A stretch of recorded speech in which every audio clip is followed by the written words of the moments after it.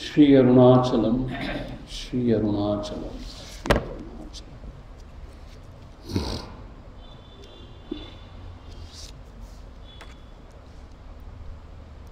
நேற்றைய தினம் நாம் பார்த்தோம், அதாவது நம்முடைய மனதிலே கிளேஷங்களோடு நாம் செயலாற்றணும்னு சொன்னோம். கிளேஷங்கள் என்னென்ன? அவித்யா, அதுதான் ஆதாரம், அதுலேருந்து தான் மற்ற கிளேஷங்கள். அஸ்மிதா, ராகத்வேஷம், அபினிவேஷம். அஸ்மிதா அப்படின்னு சொன்ன என்ன அர்த்தம்னா, ஒரு குழப்பம். நான் யாருன்னு தெரியாமல் நான் இந்த புருஷனானவன் பிரகிருதியோடு சம்பந்தப்படுத்தி கொண்டு அல்லல் படுவது, நான் அல்லாத வஸ்துவை நான் என்று எண்ணிக்கொண்டு கலங்குவது, இதுக்கு பேர் தான் அஸ்மிதான்னு சொல்லப்பட்டிருக்கு. அதுலேருந்து ஆரம்பித்து ராகத்வேஷம். ராகம்னு அர்த்தம் ஆசை, எப்படியாவது இன்பத்தை அனுபவிக்கணுங்கிற ஆசை, துன்பத்தை தவிர்த்து விட வேண்டும் என்று பொல்லாத ஒரு போக்கு, அது துவேஷம். இப்படி ஒரு வெறியோடு செயல்பட்டோன்னு சொன்னார். என்னாயிடும்? அவர் சொன்னார் கர்மாசயம்னு சொன்னார். அதாவது கர்ம சம்ஸ்காரங்களோட தொகுதி உள்ளத்தில் அது சேர்ந்து கொண்டே போகும். அந்த கர்ம சம்ஸ்காரங்கள் என்ன பண்ணும்? அது தர்ம அதர்ம ரூபமாக இருக்கிறதுனால புண்ணிய பாவம் அதுக்கேற்ற மாதிரி பலன்கள் அது கொடுத்து கொண்டு வரும் அப்படின்னு பார்த்தோம். அது மாத்திரம் இல்லை, அந்த கர்மாசயங்கிற அந்த கர்மத்தின் தொகுதி தான் அடுத்த ஜென்மத்தில் நம்மளுடைய பிறப்பு, எங்கே பிறக்க போகிறோம், எப்படி பிறக்க போகிறோம், எவ்வளோ ஆயுஷ் வாழ போகிறோம், என்ன போகங்கள்லாம் அனுபவிக்க போகிறோம் அப்படிங்கிறது நிர்ணயிக்கும். அதனால் இப்போ நாம் நல்ல கர்மங்களை செஞ்சோம்னா, தர்மத்தோடு வாழ்ந்தோம்னா நல்ல எதிர்காலம், நல்ல வாழ்க்கை அமையும். அப்படிலாம் ரொம்ப அதர்மத்தில் ஈடுபட்டோம்னா, பாவங்களே செஞ்சோம்னா பொல்லாத வாழ்க்கை, ரொம்ப மோசமான வாழ்க்கை அமையும். ஆக இந்த அஞ்ஞானிக்கு நல்ல வாழ்க்கை அமையும் யோசனையா இருக்கு. நல்ல போகங்கள்லாம் கிடைக்கணும், ஐயோ பொல்லாத அந்த விஷயங்கள் நடந்துடக்கூடாதுன்னு நினைக்கிறோம். ஆனால் நேற்று பார்த்தோம், யோகியானவனுக்கு நல்லது கெட்டது கிடையாது, எல்லாமே எனக்கு துக்கம்னு நினைக்கிறான் அவன் பார்த்தோம் இல்லையா? அதுதான் நம்ம விரிவாக பார்த்தோம் நேற்று. ஏன்னு கேட்டால், இன்பத்தை அனுபவிக்கும் போது கூட இந்த இன்பம் அற்பம்னு உனக்கு தெரியும். அது மாத்திரம் இல்லை, இது உள்ளத்தில் ஒரு தாகத்தை விட்டுட்டு போகும், திரும்ப திரும்ப அனுபவிக்கணும்னு தூண்டிகிட்டே இருக்கும். அது துன்பம் தான் தெரியும். அது மாத்திரம் இல்லை, இந்த இன்பத்தை அனுபவிக்கும் போது எவ்வளோ துன்பம் நடுவில் வருது. உடல் நலக்குறைவு, மனசில் குழப்பங்கள், இப்படி எவ்வளோ வருது. அது மாத்திரம் இல்லை, அவனை பொறுத்த மட்டும் இது சம்ஸ்காரங்களை விட்டுட்டு போகிறதுனால திரும்ப திரும்ப தாகத்தை உண்டாக்குறது இது சரியே கிடையாதுன்னு நினைக்கலாம். ஸோ இன்பம் கூட அவனுக்கு துன்பமாக தான் தெரியுது. எல்லாமே துக்கம் சொல்லி எல்லா அனுபவங்களையும் நிராகரிச்சார். அதான் நம்ம பார்த்தோம். இதெல்லாம் குணங்களோட விளையாட்டு. நேற்று பார்த்தோம் இல்லையா? என்ன சொல்கிறாங்க, அந்த 3 குணங்களும் மாறி மாறி அவனை அல்லோலப்படுத்திக்கிறது. சத்துவகுணம் வந்திருக்கும்போது ரொம்ப தெளிவாக இருக்கான், ரொம்ப நிதானமாக இருக்கான், சரியாக சிந்திக்கிறான். ஆனால் ரஜோகுணம் புகுந்தவுடனே என்ன ஆகிடுது, அவனுக்கு என்ன ஆகுதுன்னே தெரியல. அவனுக்கு அங்கே ஓடுறான், இங்கே ஓடுறான், அலட்சியறான். தமோ குணம் வந்தவுடனே ரொம்ப அப்படியே கலக்கம், அப்படியே மயக்கம், மாறி மாறி அவனோட வாழ்க்கையில் ஒரு நிம்மதி இல்லாமல் போகிறதுனால இது எல்லாம் குணத்தோடைய ஒரு விளையாட்டு. இதில் அர்த்தம் இல்லை, அசாரம் அசாஸ்வதம் அப்படின்னு உணர்ந்து இவை எல்லாமே துக்கம்தாங்கிற மாதிரி அவன் முடிவுக்கு வந்தான். ஸோ அதெல்லாம் என்ன செஞ்சிடறான், அவன் என்ன செஞ்சிடறான்னு கேட்டால், இந்த கர்ம பந்தனத்தில் மாட்டிக்க கூடாது அப்படின்னு யோசிக்கிறான். இப்போ இந்த கர்ம பந்தத்தில் மாட்டிக்கூட என்ன செய்யணும், கர்மத்தை எப்படி செய்யணும், கிளேஷம் இல்லாமல் செய்யணும். உள்ளத்தில் அந்த கிளேஷங்கள்லாம் இருக்கக்கூடாது. அந்த கிளேஷத்தை இல்லாமல் பண்ணுறதுக்கு தான் கிரியா யோகத்தை சொன்னார். என்னது? தபஸ்சரியம், சுவாத்தியாயம், ஈஸ்வர பிரணிதானம் சொன்னார். அது தவிர தியானம், ஸ்வரூப தியானம், அல்லது அந்த புருஷனை தியானம் பண்ணுறது, இதெல்லாம் செஞ்சால் கிளேஷங்களே இல்லாமல் போயிடுவோம். ஏன்னா கிளேஷத்துக்கு ஆதாரணமாகிய மனமே அற்று போன இடத்துல கிளேஷங்கள் இருக்காது. கிளேஷம் இல்லாத இடத்துல கர்மம் செய்யும் போது அது கர்மாசயம் சொல்ற அந்த கர்ம சம்ஸ்காரங்கள் உண்டாக்காது. கர்ம சம்ஸ்காரம் இல்லாமல் போச்சுன்னா அந்த கர்மம் அவனை பந்திக்காது. பார்த்தீங்களா? அவனுக்கு விடுதலை. ஸோ இப்படி அழகான ஒரு ஒரு ஒரு பிக்சர் நம்ம கண்முடி நிறுத்தியிருக்க.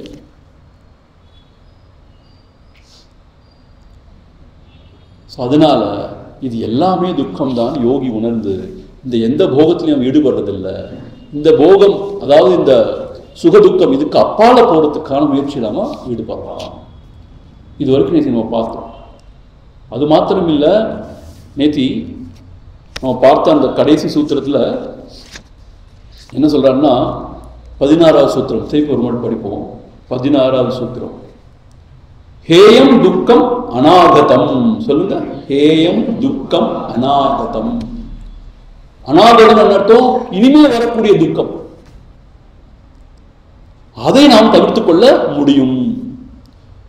என்ன சொல்றார் சதாசிவ பிரம்மேந்திரன்? என்ன சொல்றார்? அதீதஸ்ய கதத்வாத், முடிஞ்சு போனது ஒன்றும் செய்ய முடியாது, அனுபவிச்சது தான், அது முடிஞ்சு போச்சு. வர்த்தமானசிய போகேனேவ க்ஷயா, இப்போ நடந்து கொண்டு இருக்கு, இப்போ அனுபவிக்கிற சுகதுக்கம்லாம் அனுபவிச்சுதான் தீரணும். நேற்று நம்ம சொன்னோம் இல்லையா, அந்த வில்லில் இருந்து புறப்பட்ட அம்பு போல, அதை மாற்ற முடியாது. ஆனா இனிமே வரக்கூடிய அந்த துக்கங்களை நம்ம தவிர்த்து கொள்ள முடியும். அதுக்கான உபாயங்கள் நாம தேடணும். எப்படி தவிர்த்து கொள்ளலாம்? இனிமே வர துக்கத்தை எப்படி தவிர்த்து கொள்ளலாம்? அதுக்கு முதல்ல துக்கத்தோடைய காரணம் என்னன்னு தெரியணும். தெரிஞ்ச பிறகு துக்க நிவர்த்தினால என்ன நன்மைன்னு நம்ம உணரணும்.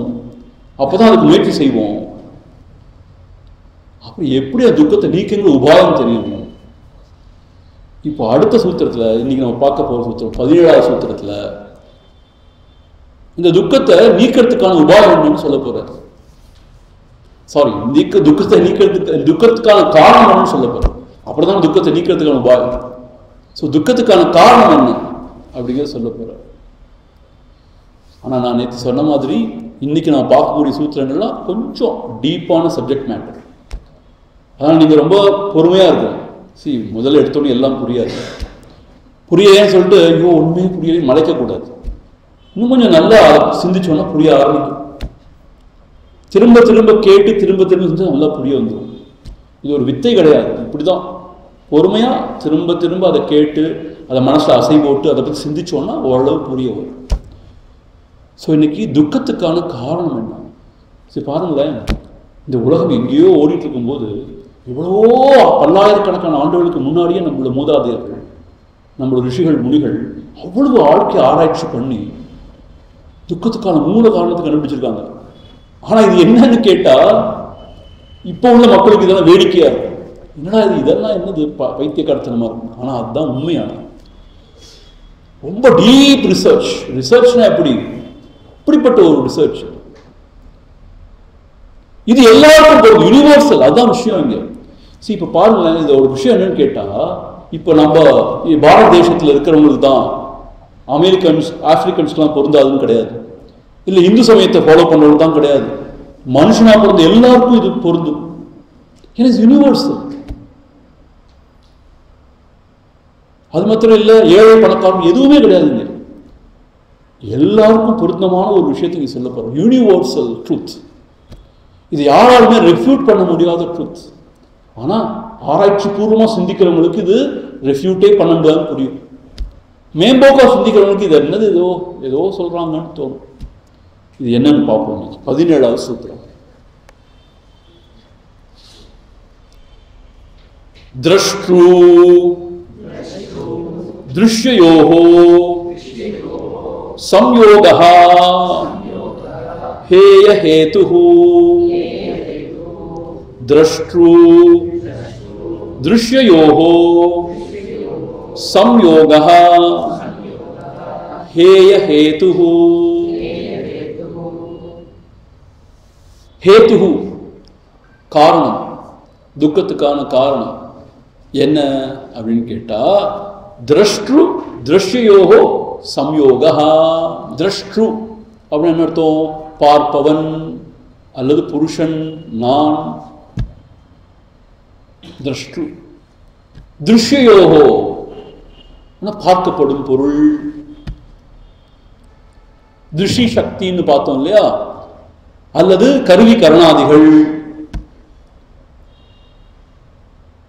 அதை பத்தின தெளிவான அறிவு இல்லாம சம்யோகா, ஒரு குழப்பம்.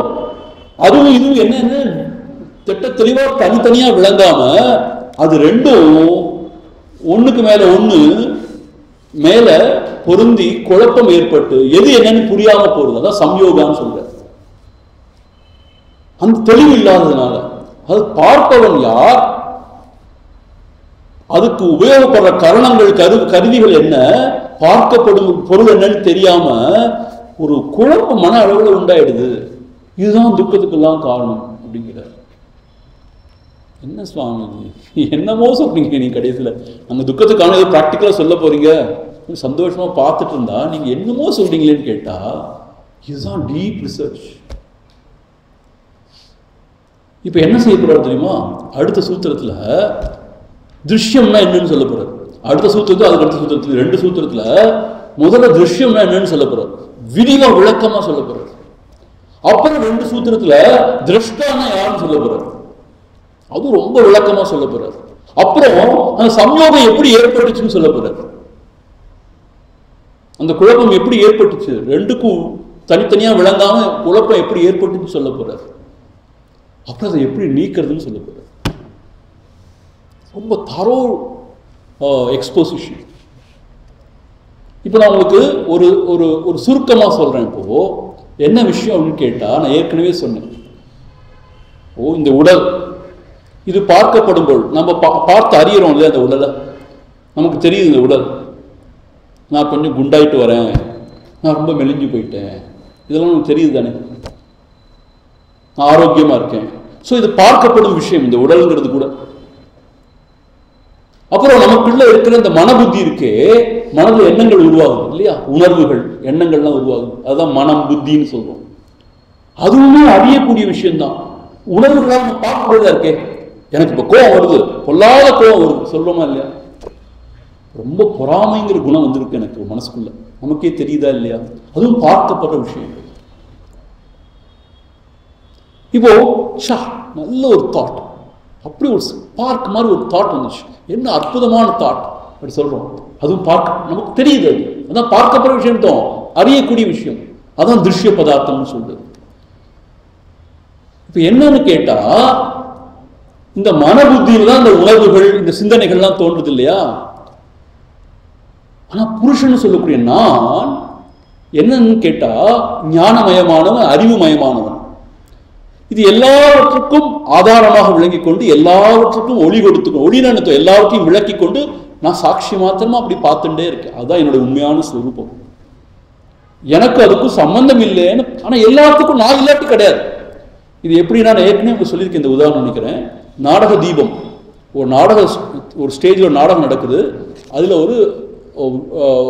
ஒரு விளக்கு எரியுது. அந்த விளக்கு நாடகத்தோட காட்சிகள்லாம் வெளிச்சமோடு காமிச்சுட்டே இருக்கு. ஆனா நாடகம் நடக்கிற காட்சிகளுக்கும் அதுக்கும் சம்பந்தம் கிடையாது. நாடகத்துல ரொம்ப அருமையான சந்தோஷமான காட்சி ரொம்ப அது குதிக்காது, நாடகத்துல ரொம்ப சோகமா ரொம்ப அழாது. அது எல்லாவற்றையும் ஒளி கொடுத்து கொண்டே இருக்கும். அதோட பிரகாசத்தான் எல்லாம் விளங்குது, நாடகம் நடக்கிறதே விளங்குது. நாடகம் முடிஞ்சு போனவே அது ஒளி கொடுத்துட்டே இருக்கும், எம்டி ஸ்டேஜுக்குள்ள விளக்கிட்டே இருக்குது. ஆனா நாடகத்தில் நடக்கிற விஷயங்களுக்கும் அதுக்கும் சம்பந்தம் கிடையாது. அது போல நம்முடைய உண்மையான ஸ்வரூபம் என்னன்னு கேட்டா, இந்த புத்தியில எழுற எண்ணங்கள், உணர்வு, மனசுல இருக்கிற உணர்வுகள், இவை எல்லாவற்றையும் அறிவதற்கு வெளிச்சம் காமிச்சு கொண்டு, வெளிச்சம் அர்த்தம் அந்த அறிவை ஊட்டி கொண்டு அது பாட்டு அந்த நாடக தீப விளக்கு மாதிரி அது பாட்டுக்கு இருக்கு. அதான் உள்ளொளி, அந்த பிரகாசம் தீபம்னு சொல்றாங்க, உள்ள இருக்கிற தீபம் மாதிரி சொல்றாங்க. அது ஒரு உதாரணம் மாதிரி சொல்றாங்க. இதுதான் நம்ம உண்மையான ஸ்வரூபம். ஆனா என்ன ஆயிடுதுன்னு கேட்டா, ஏதோ ஒரு அஜ்ஞானத்தினால, அறிவீனத்தினால இந்த புருஷனானவன் தன்னுடைய நிலை என்னங்கிறத தெரியாம மயங்கி, எப்படி மயங்குறானே தெரியல. அது ஒரு விசித்திரமான விஷயம். இந்த உடல் மனதை நான் நினைச்சுக்கிறோம், பார்க்கக்கூடிய திருஷ்ய பதார்த்தமாகிய பார்க்கக்கூடிய அறியக்கூடிய இந்த உடல் மனதை நான் நினைச்சுக்கிறோம். இப்போ பாருங்க, நம்ம எல்லாருக்கும் உணர்வு இருக்கா இல்லையா? நான் யாருன்னு யாரா கேட்டால் நான் எப்படி இன்ட்ரோடியூஸ் பண்ணுவேன்? ஐ எம் சுவாமி ரமண ஸ்வரூபானந்தா இல்லையா? I am this tall, this heavy, இப்படி தான் நான் சொல்லிப்பேன் என்னை பற்றி. அப்புறம் என்ன சொல்கிறேன்னா, இந்த உடம்புக்கு கொடுக்குற பேரை வச்சு நான் இன்ட்ரடியூஸ் பண்ணிக்கிறேன். நான் ஒரு ஆண்மகன் சொன்ன உடம்பை வச்சு தான் சொல்லிக்கிறேன். நான் இந்த கலர், இதெல்லாம் நான் என்ன சொல்ல, உடம்பை வச்சு தான் சொல்கிறேன். அது மாத்திரம் இல்லை, சில சமயம் நான் ரொம்ப புத்திசாலியாக்கும், நான் ரொம்ப நல்லவனாக்கும், இதெல்லாம் மனசில் நம்ம மனம் எப்படி இருக்கோ, புத்தி எப்படி இருக்கோ, அப்படி தான் நம்ம இன்ட்ரோடியூஸ் பண்ணிக்கிறோம். ஆனால் அந்த புருஷன்கிறவன் இதெல்லாம் சம்பந்தமே இல்லாதவன்.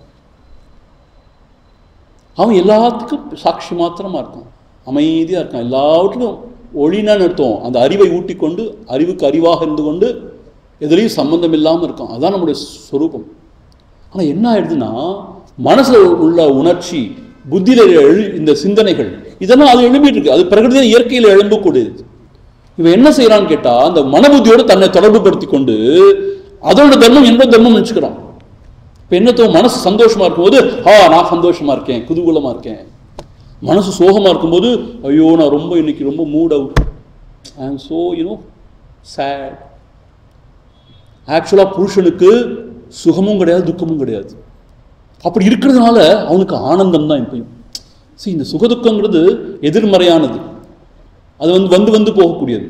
அதை கடந்த நிலையில ஒரு வகையான பேரானந்தம் சொல்றாங்க.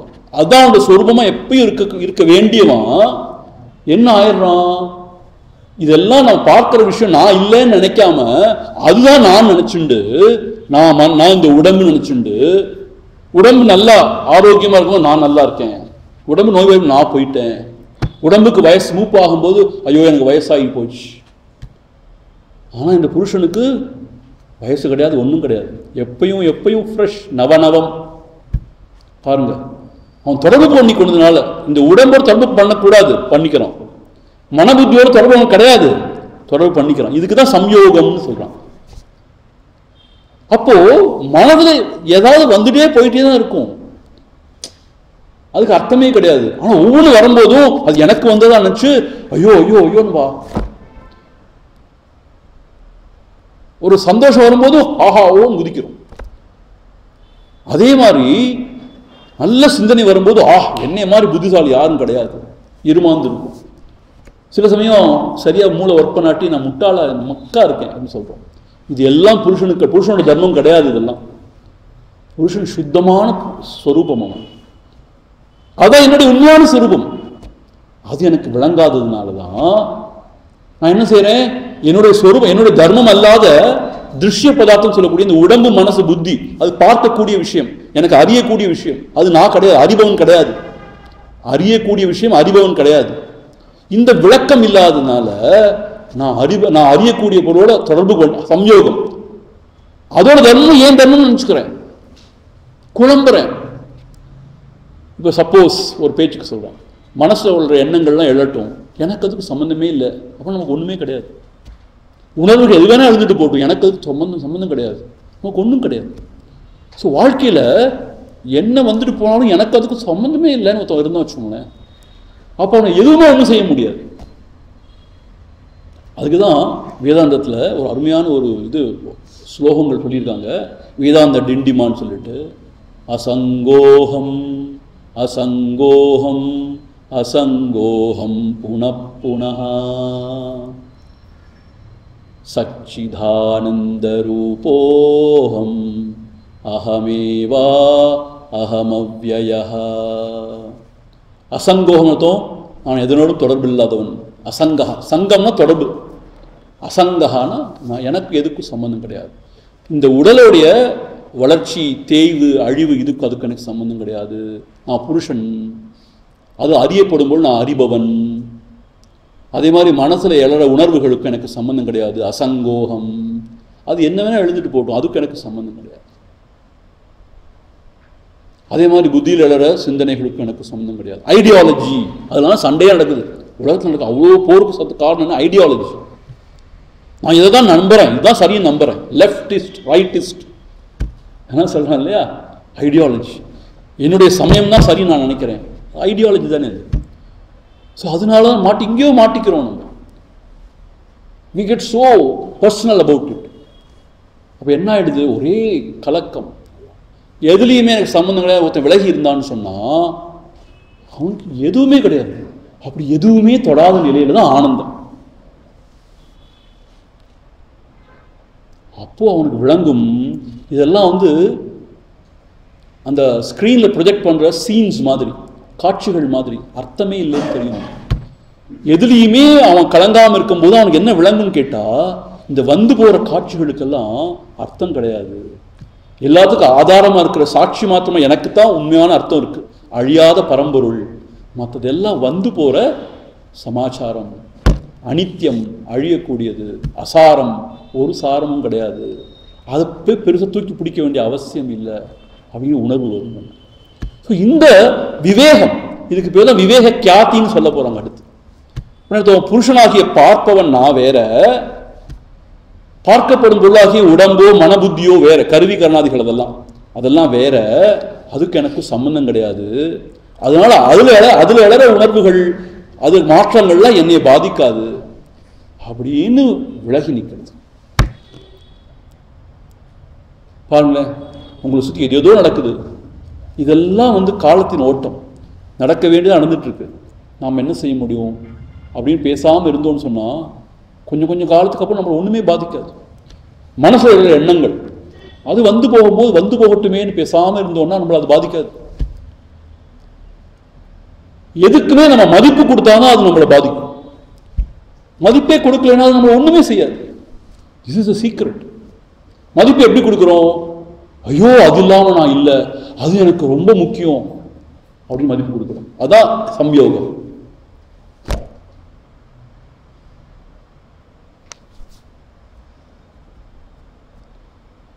ஸோ இந்த சம்யோகம் தான் பெரிய பொல்லாத சாமான். ஹேயஹான்னா அதை தான் விட்டொழிக்கணும். ஏன்னா அதுதான் துக்கத்துக்கு காரணம்.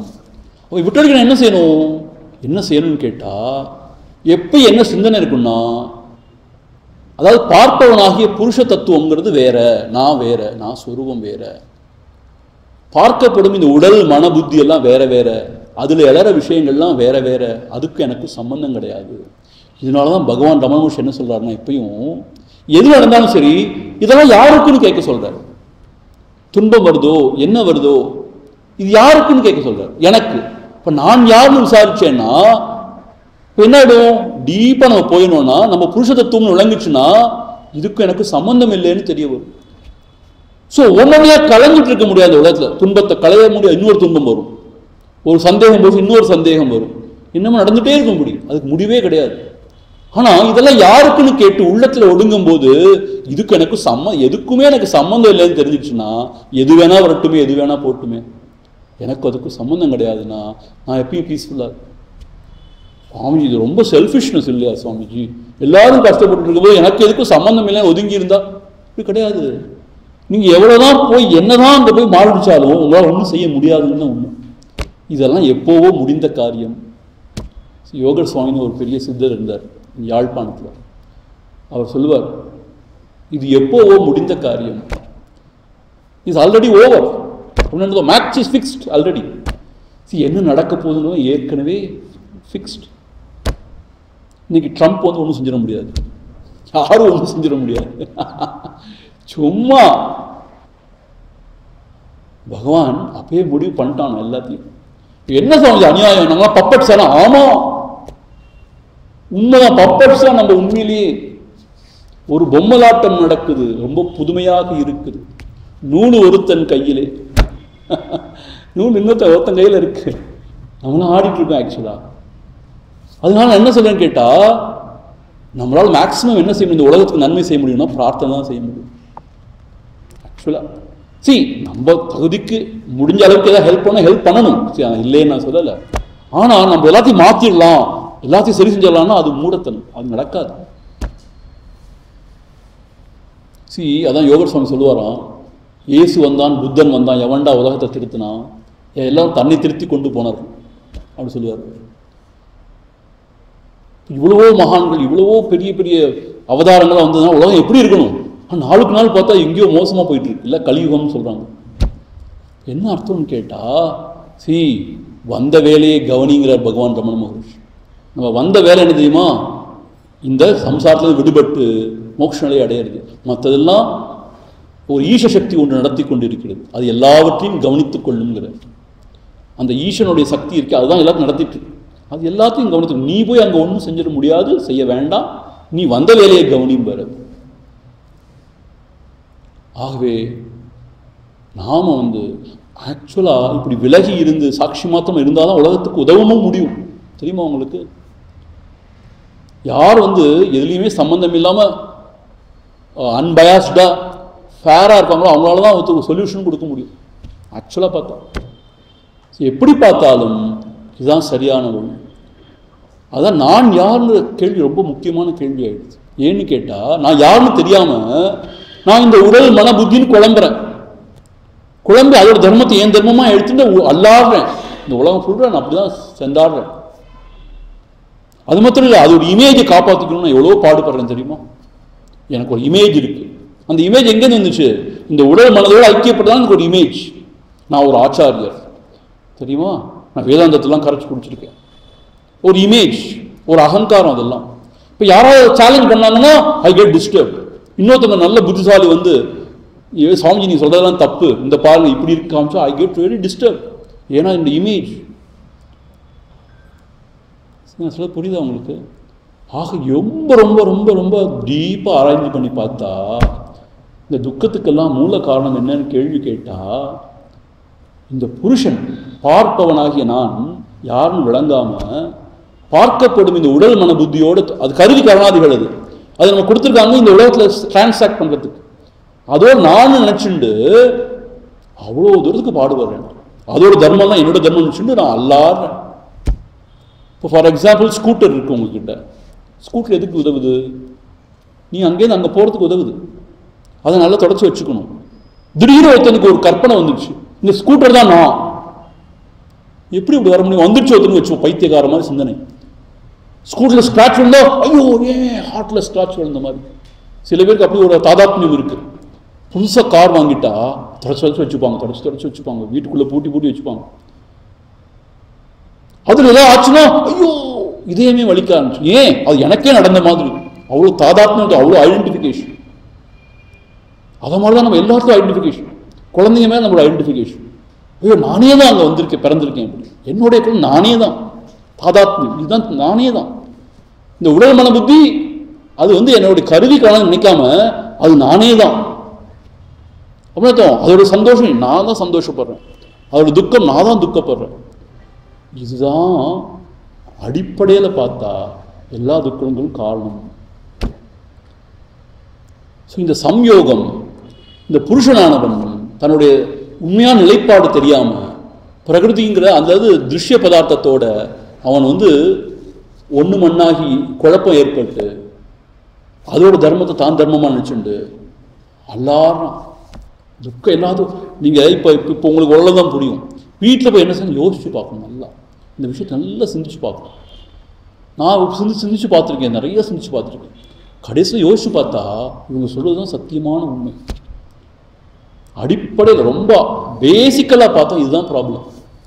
இப்போ என்னோட உண்மையான ஸ்வரூபம் என்னன்னு தெரிஞ்சு எதுலேயுமே நான் வந்து பற்று கொள்ளாமல் விலகி இருந்து சாட்சி மாத்திரம் வந்துட்டேன்னா எதுவுமே நான் ஒன்றும் செய்ய முடியாது. இதுதான் நம்ம ரிஷிகள் முனிகள் அந்த காலத்துலேயும் சொல்லி வர விஷயம். ஆசையருமின் ஈசுனோடாயினும் ஆசையருமின்னு சொல்லியிருக்காங்க.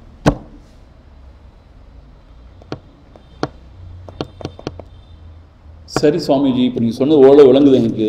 இந்த திருஷ்ய யோகம், இந்த இதோடைய சம்யோகம், இது ரெண்டும் ஒன்று ஆயிடுச்சு. அதனால தான் இந்த குழப்பம், அதனால தான் சங்கடம் சொல்கிறீங்க. இப்போது திருஷ்ய பதார்த்தம்னா என்னென்னது? அடுத்த கேள்வி வருதா இல்லையா? இப்போ முதல்ல இது சம்யோகம் சொன்னால் முதல்ல திருஷ்ய பதார்த்தம் என்னது, அப்புறம் திருஷ்டுனா யார், பார்ப்பவன்னா யார், அப்படி சம்யோகம்னா என்ன பொருள், அது எதுக்காக உண்டாச்சு, அது அப்புறம் அது விடுபடணும்னா அதுலேருந்து விடுபட்டு வெளியில் வரணும்னா என்ன செய்யணும்? இதுதானே நேச்சுரலான கொஸ்டின்ஸ். இதுதானே அதெல்லாம் ஒன்று ஒன்றா ஆன்சர் பண்ண போகிறாரு. ஸோ இப்போது அடுத்த சூத்திரம் 18வது சூத்திரம். இது எல்லாமே வந்து எப்படின்னா அடிப்படையில் போய் ஆராய்ச்சி பண்ணுறாங்க, மேலோட்டமாக எதுவுமே ஆராய்ச்சி பண்ணல. They dive deep and then the research. அதனால தான் ரொம்ப கஷ்டமாயிடுது சில சமயம். மேலோட்டமாக ஆராய்ச்சி பண்ணுறது ஈஸி, ரொம்ப ஆழமாக மூலத்தில் போய் ஆராய்ச்சி பண்ணுறது ரொம்ப கஷ்டம். அப்படிப்பட்ட ஆராய்ச்சி இது. இது வந்து பதஞ்சலி யோகம் சோர்ஸ் புக் ஆஃப் ராஜயோகா. இது விளையாட்டு கிடையாது. அதனால எல்லா விஷயத்தையும் இங்கே சொல்லி ஆகணும். அதான் 18வது சூத்திரம் பாருங்க. பிரகாஷ கிரியா ஸ்திதிஷீலம் பூதேந்திரியாத்மகம் போக அபவர்கார்த்தம் திருஷ்யம் பிரகாஷ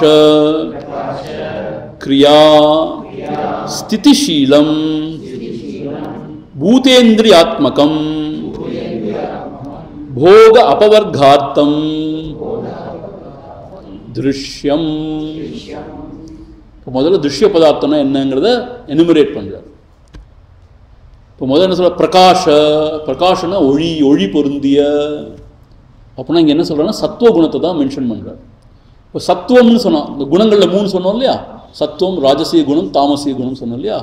சத்துவம் எப்பயுமே ஞான சம்பந்தமானது, தெளிவு, பிரகாசம். ஸோ பிரகாஷனா சத்துவம். கிரியா, கிரியான ஆக்டிவிட்டி, இப்போ பார் ஏதாவது ஈடுபட்டே இருக்குது, அது ரஜோகுணம். ஸோ இந்த கிரியாங்கிற வார்த்தையினால் ரஜோகுணத்தை குறிக்கிறார். ஏன்னா ரஜோகுணத்தோட எக்ஸ்பிரஷன் என்னன்னு கேட்டால் கிரியா, ஆக்டிவிட்டி, ஏதாவது ஒரு செயல்பாட்டில் ஈடுபட்டே இருக்கு, தூண்டும், கிரியா. அப்புறம் ஸ்திதி, ஸ்திதிஷீலம். ஸ்திதின்னு என்ன அர்த்தம்? எதுவுமே செய்யாமல் இனர்ஷியா, ஒன்றுமே செய்யாமல் பேசாமல் இருக்கணும்னு தோணும் இல்லையா? அதான் தாமசிய குணம். அதோட எக்ஸ்பிரஷன் தான் இனர்ஷியா. இனர்ஷியா அர்த்தம் ஒரு டல்னஸ், மூடத்தனம், ஒன்றுமே செய்ய தோணல, பேசாமல் இருக்கும். நிறைய பேருக்கு சண்டே ஆச்சுன்னா அவ்வளோதான், ஒன்றுமே செய்ய மாட்டேன், அப்படியே சோம்பி இருக்கிற ஒரு சந்தோஷம். அதான் ஸ்திதி ஷீலம்ங்கிறது. ஷீலம்னா இதோடைய தன்மைகள். உணர்ந்தோம் இந்த 3 குணங்கள் இருக்கு இல்லையா? இந்த 3 குணங்கள் மாயாவுடைய மாயாஸ்வரூபம், சக்தி, சிவசக்தின்னு சொல்றாங்க, சக்தி அவளுடைய தான் அந்த 3 குணங்கள், அது வெளிப்பாடு. அந்த 3 குணங்களுடைய அதாவது சேர்க்கை தான் என்ன ஆகுதுன்னு கேட்டா, வேதாந்த சாஸ்திரத்தை வேற மாதிரி சொல்றாங்க, இங்க யோக சாஸ்திரத்தை வேற மாதிரி சொல்றாங்க. ஆனால் என்ன சொல்றாங்கன்னா, அந்த 3 குணத்திலேருந்து தான் அந்த பஞ்ச மகாபூதங்களே தோன்றுகிறதா. அந்த 3 குணங்கள் முதல்ல சாமியாவஸ்தா, ஒரு ஈக்லிபிரியம் ஸ்டேட்ல இருக்கும். அப்புறம் அது டிஸ்டர்ப் ஆயிடுது, 3 குணங்களுடைய தன்மை டிஸ்டர்ப் ஆயிடுது. ஆன பிறகு என்ன ஆயிடுதுன்னு கேட்டா, அந்த டிஸ்டர்பன்ஸ் பாருங்க, வைப்ரேஷன் டிஸ்டர்பன்ஸ், பிக் பேங்னு சொல்றோம் இல்லையா? அந்த வைப்ரேஷன்லேருந்து தான் அந்த பஞ்சமகாபூதங்களே வருது. அப்புறம் பஞ்சமம் என்னது? ஆகாசம், வாயு, அக்னி, ஜலம், பிருத்திவி, இதெல்லாம் வருது. அப்புறம் அந்த பஞ்சமகாபூதத்துடைய சத்துவ குணத்திலேருந்து தான் இந்திரியங்கள் வருது. இந்திரியம்னா நம்மளுடைய ஞானேந்திரியம். அப்புறம் நம்மளுடைய இது அந்தக்கரணம், மன புத்தி எல்லாம் வருது. அதே போல ரஜோகுணத்தோட அந்த அந்த அந்த பஞ்சமகாபூதம் ரஜோகுணத்துடைய ஒரு ஒரு சேஷ்டையினால கர்மேந்திரியங்கள் வருது, பிளஸ் பிராணன், இதெல்லாம் வருது. இப்படி இங்க என்ன சொல்றாருன்னா, இந்த 3 குணங்கள் இருக்கு இல்லையா? பிரகாஷ, கிரியா, ஸ்திதிஷீலம். இந்த 3 குணங்கள்ல இருந்தா பூதன பஞ்சமகாபூதம். பூதன பூதம் நினைக்கூடாது, சம்ஸ்கிருத பூதன மகாபூதம், பஞ்சமகாபூதம், அதாவது 5 எலிமெண்ட்ஸ். அதுல இருந்து இந்திரியாத்மகம், இந்திரியங்கள், நம்முடைய ஞானேந்திரியம், கர்மேந்திரியம், மனபுத்தி, இது எல்லாம் வருகிறது. இது எதுக்காக?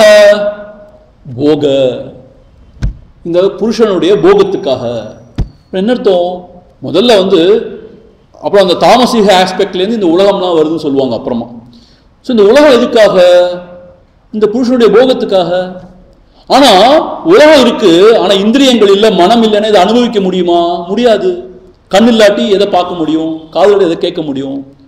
ஸோ இந்த இந்திரியங்கள், இந்த மனபுத்தி எல்லாமே, இந்த உலக விஷயங்கள் எல்லாமே இந்த புருஷனுடைய போகத்துக்காக தான். ஆனா என்ன தெரியுமா? இதுல போகத்தில் ஈடுபட்டு அவன் களைச்சு போய் நொந்து போயிடுறான். ஏன்னா இன்பத்தை தான் நாரான, துன்பம் தான் நிறைய வருது அவனுக்கு. அப்புறம்தான் அவனுக்கு ஞானமே வருது. ஏன்னா இவ்வளவு ஈடுபட்டுட்டே இருக்கும், துன்பமா இருக்கே, ஏன் இந்த துன்பம் நமக்கு? கேள்வி வருது. இதுக்கு என்ன காரணம்? இது எப்படி விடுதலை கிடைக்கும் நமக்கு? ஸோ இந்த மனபுத்தி சிந்திக்கிறான் பாருங்க. சிந்திக்கிறதுக்கு எது உதவியா இருக்கு? மனபுத்தி தான் உபயோகமா இருக்கு. அந்த மனபுத்தி எங்க இருக்கு? திருஷ்ய பதார்த்தம் தான் அது. புரிஞ்சுதா? திருக்கு கிடையாது, புருஷன் கிடையாது அது, அதுவும் திருஷ்ய பதார்த்தம் தான். ஸோ இந்த மனம் தான் ஆசை வயப்பட்டு அவன் போகத்தில் ஈடுபட சொல்லி கீழே தள்ளுது. அதுல அடி வாங்கின பிறகு, ஒரே துன்பத்தை அனுபவிச்ச பிறகு அந்த மனபுத்தி தான் சிந்திக்குது, ஏண்டா இப்படி துன்பத்தை அனுபவிக்கிறோம், இதுல இருந்து எப்படி விடுதலை பெறலாம். அதுதான் கடைசி அபவர்க்கம் அர்த்தம், மோட்சத்துக்கு கொண்டு போய் சேர்க்குது. மனையேவ மனுஷியானாம் காரணம் பந்த மோட்சயோகம்னு சொல்றாங்க. இந்த மனம்தான் நம்மளை பாடாபாடுபடுத்தி நம்மளை கீழே தள்ளுது. டெம்டேஷன், டெம்டட் ஆகி அனுபவிக்க சொல்லி அது கீழே தள்ளுது. இதே மனபுத்தி தான் யோசிக்குது, அனுபவிச்சுட்டே இருக்கும், இவ்வளவு காலம் துன்பத்தை தான் அனுபவிக்கிறோம், ஏன் அனுபவிக்கிறோம் துன்பத்தை, இன்பத்துக்கு என்ன வழி, உண்மையான இன்பம்னா என்னது, அதுக்கு என்ன செய்யணும், இப்படி சிந்திக்கிறது யாரு, இந்த புத்தி தான். அது எங்க வருது, திருஷ்ய பதார்த்தம் தான் வருது. ஸோ எது கீழே தள்ளி விடுதோ அதே தான் நம்மளை உயர்த்தி விடும். சிந்தனை, சரியான விசாரம், பார்த்தீங்களா. ஆக அபவர்கார்த்தம்னு அர்த்தம், இந்த திருஷ்ய பதார்த்தம் தான் அதுல ஈடுபட போகத்தை கொடுத்து நம்மளை கீழையும் தள்ளுது, சிந்தனையை கொடுத்து நல்ல சிந்தனை தெளிவான சிந்தனையை கொடுத்து மோட்சத்துக்கு வழி காமிக்கும். ஸோ போக அபவர்கார்த்தன்னு சொல்றாங்க. ஸோ ஆக திருஷ்ய பதார்த்தம் என்னடான்னு கேட்டா, எதையெல்லாம் கண்ணால் காண்கிறோமோ, காதால் கேட்கிறோமோ, மனதால் உணர்கிறோமோ, இது எல்லாமே திருஷ்ய பதார்த்தம். ஏன் பார்க்கக்கூடிய அறியக்கூடிய விஷயங்களை திருஷ்ய பதார்த்தம்னு சொல்லிடுறாங்க. இது எல்லாம் ஒரு புறம், அதான் பிரகிருதி இயற்கைன்னு வச்சிடறாங்க. ஆனா எந்ததான் இருந்தாலும் இந்த ஞானம் அல்லது அறிவு இருக்கு பார்த்தீங்களா, இன்டெலிஜென்ஸ், அது வேறையா. இதெல்லாம் மேட்டர், மேட்டர் அண்ட் எனர்ஜி எது வேணா சொல்லிக்கலாம் நீங்க. ஆனா இதெல்லாம் தவிர இந்த ஞானம்ங்கிறது வேற விஷயங்கிறாங்க. அறிவு அப்படிங்கிறது வேறையா, அறிதல் அப்படிங்கிறது ஸ்பெஷல். அதுதான் அந்த புருஷனுடைய லட்சணம், அறிவு. அறிவாம் விழி திறவாய் நிசம் அறிவாய் அது வெளியாம், பகவான் ரமணன் சொல்றார். அறிவாம் விழி திறவாய், அறிவு என்கிற விழியை திறந்தேன்னா நிசம் அறிவாய், உண்மை உனக்கு வெளிப்படும், அது வெளியாம். என்னது வெளி, வெட்ட வெளின்னு அது ஒன்றும் இல்லை, அங்கே வெட்ட வெளிங்கிற மாதிரி சொல்றாரு, பரவெளி. வெட்ட வெளி சொல்லணும், பரவெளி. ஸோ ஆக திருஷ்ய பதார்த்தம் என்னன்னு கேட்டா, மகாபூதம், பஞ்சமகாபூதம், அதுலேருந்து உண்டான இந்த உலகம் எல்லாம், அந்த பஞ்சமகாபூதம் உண்டான நம்முடைய இந்திரியங்கள், ஞானேந்திரியம், கர்மேந்திரியம், மன, புத்தி, இவை எல்லாமே அறியக்கூடிய விஷயம் திருஷ்ய பதார்த்தம். அந்த அறிவு, அறியக்கூடியவன், அறிவுன்னு பார்த்தீங்களா, அதுதான் புருஷன். ஸோ இந்த மாதிரி ரொம்ப கிளியராக செக்ரிகேட் பண்ணிடுறாங்க. ஆனால் நான் அறியக்கூடிய அறிவுடைய புருஷன், எனக்கும் இந்த திருஷ்ய பதார்த்தத்துக்கும் சம்பந்தம் கிடையாது.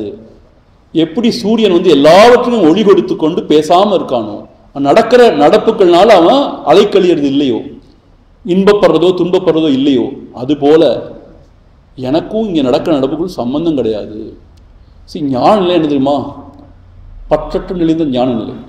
பற்றற்ற நிலை என்ன தெரியுமா, எதுக்கும் எனக்கும் சம்பந்தம் கிடையாது, இதுதான் ஞான நிலை. இப்போது ஆக்சுவலாக வயசாக இந்த ஞான நிலை தான் நமக்கு வரணும். என்ன செய்யணும், நம்ம வீட்டிலேயே இருக்கும்போது நம்மளோட பிள்ளைங்க பேர பிள்ளைங்கள்லாம் என்ன செஞ்சாலும் என்ன நடந்தாலும் நாம் செய்ய வேண்டியதெல்லாம் செஞ்சாச்சு, இனி அவங்க பார்த்துப்பாங்க அவங்க வாழ்க்கையை, எனக்கு அதுக்கு சம்மந்தம் இல்லை, அது விலகி இருக்க தெரிஞ்சதுன்னா புத்திசாலி. இப்போ நமக்கு என்ன வேலை, பகவான் நினைக்கிறது தான் வேலை, சத் சங்கம் தான் நம்ம செய்ய வேண்டியது, நல்ல நூல்களை வாசிக்கணும், அதை பற்றி சிந்திக்கணும், ஜபம் தியானம் இப்படி பண்ணணும். அது இல்லாமல் 65-70 வயசு ஆன பிறகும் எப்போ பாரு வீட்டில் உட்காந்துட்டு எல்லாரையும் குத்தங்க நினச்சிட்டு, நீயே அது செய்யலை, நீயே இப்படி செஞ்ச, அவையே லேட்டாக வந்தா, இவன் எங்கே போனான், அது செஞ்சான் இது செஞ்சானும் நொர்நாட்டியம் பண்ணிட்டே இருந்தோம்னா அடி தான் விழுணும் நமக்கு நல்லா. அப்போ நம்ம அடுத்தவங்களை கம்ப்ளைண்ட் பிரயோஜனம் இல்லை. எந்த வயசாக இருந்தாலும் அடுத்தவங்க காரியத்தை மூக்கு நுழைக்காமல் நம்ம கடமையை செய்யணும். சரி, அதுக்கு மேலே ஈடுபடாமல் பேசாமல் நம்ம விலகி இருந்தோம்னா நமக்கும் நிம்மதி, எல்லாருக்கும் நிம்மதி. ஏன் எல்லாருக்கும் நிம்மதி, அவங்க வேலையை பார்த்துட்டு இருப்பாங்க. நாம் தேவையில்லாமல் நம்ம மூக்கை போயிட்டு நுழைச்சி நம்ம தேவையில்லாமல் உரண்டை அடிக்கிறதுனால எல்லா துன்பமும் வருது. So when you learn to detach, then you are peaceful and happy. When you get attached and when you get involved in everything, you get hit. இதுதான் மாறாத நியதி, உலகத்தோட நியதி இது. ஸோ எனக்கு இதுக்கு சம்மந்தம் இல்லைன்னு புருஷன் விலகி இருக்கான். இப்போ என்ன நடக்குது, மனதுக்கு ஏதோ குழப்பங்கள்லாம் உண்டாகுது. அதெல்லாம் மனதை சேர்ந்தது, என்னை சேர்ந்தது கிடையாது. ஆசை எழுது, பொறாமை எழுது, அதெல்லாம் மன இயல்புகள். நான் புருஷன், எனக்கு அதுக்கு சம்மந்தம் கிடையாது. நான் எல்லாத்தையும் அறிவிச்சு கொண்டு ஒளி கொடுத்து கொண்டு நான் பேசாமல் இருக்கேன், எனக்கு அதுக்கு சம்மந்தம் கிடையாது. நல்லதுக்கும் சம்மந்தம் கிடையாது, கெட்டதுக்கும் சம்மந்தம் கிடையாது. இன்பமும் வேண்டாம், துன்பமும் வேண்டாம். இன்பமே துன்பமே தூரே நில் அப்படின்னு நம்ம சொல்ல முடிஞ்சதுன்னா அதுதான் பரமானந்தத்திற்கு வழி. ஸோ இது திருஷ்ய பதார்த்தம் சொல்லியாச்சு. அப்போனா திருஷ்ய பதார்த்தம் என்னன்னு கேட்டால், பார்க்கக்கூடிய, கேட்கக்கூடிய, அறியக்கூடிய, உணரக்கூடிய எல்லாமே திருஷ்யம்னு அர்த்தம். அறியப்படும் பொருள் தான். அறிபவன் வேற, அதுதான் புருஷன். நான் அறியப்படும், இது எல்லாமே அறியப்படும் பொருள். ஸோ அதுக்கு சம்பந்தம் இல்லைன்னு விலகி இருக்கான். ஸோ இப்போ திருஷ்ய பதார்த்தம் சொல்லியாச்சு. சாமி எதுக்குமே எனக்குமே சம்பந்தம், எப்படி சாமி இந்த உலகத்தில் வாழ்றதுன்னா, நீ ரொம்ப புத்திசாலியாக இருந்தா. சரி, இது என்ன விஷயம்னு கேட்டால், இந்த உலகத்தில் சாதாரணமாக நம்ம இயங்கும் பொழுது எல்லாத்தையும் இதெல்லாம் பேசிகிட்டு இருக்கக்கூடாது. நம்மளை பைத்தியக்காரன்னு முத்திரை குத்தி வச்சுருவாங்க.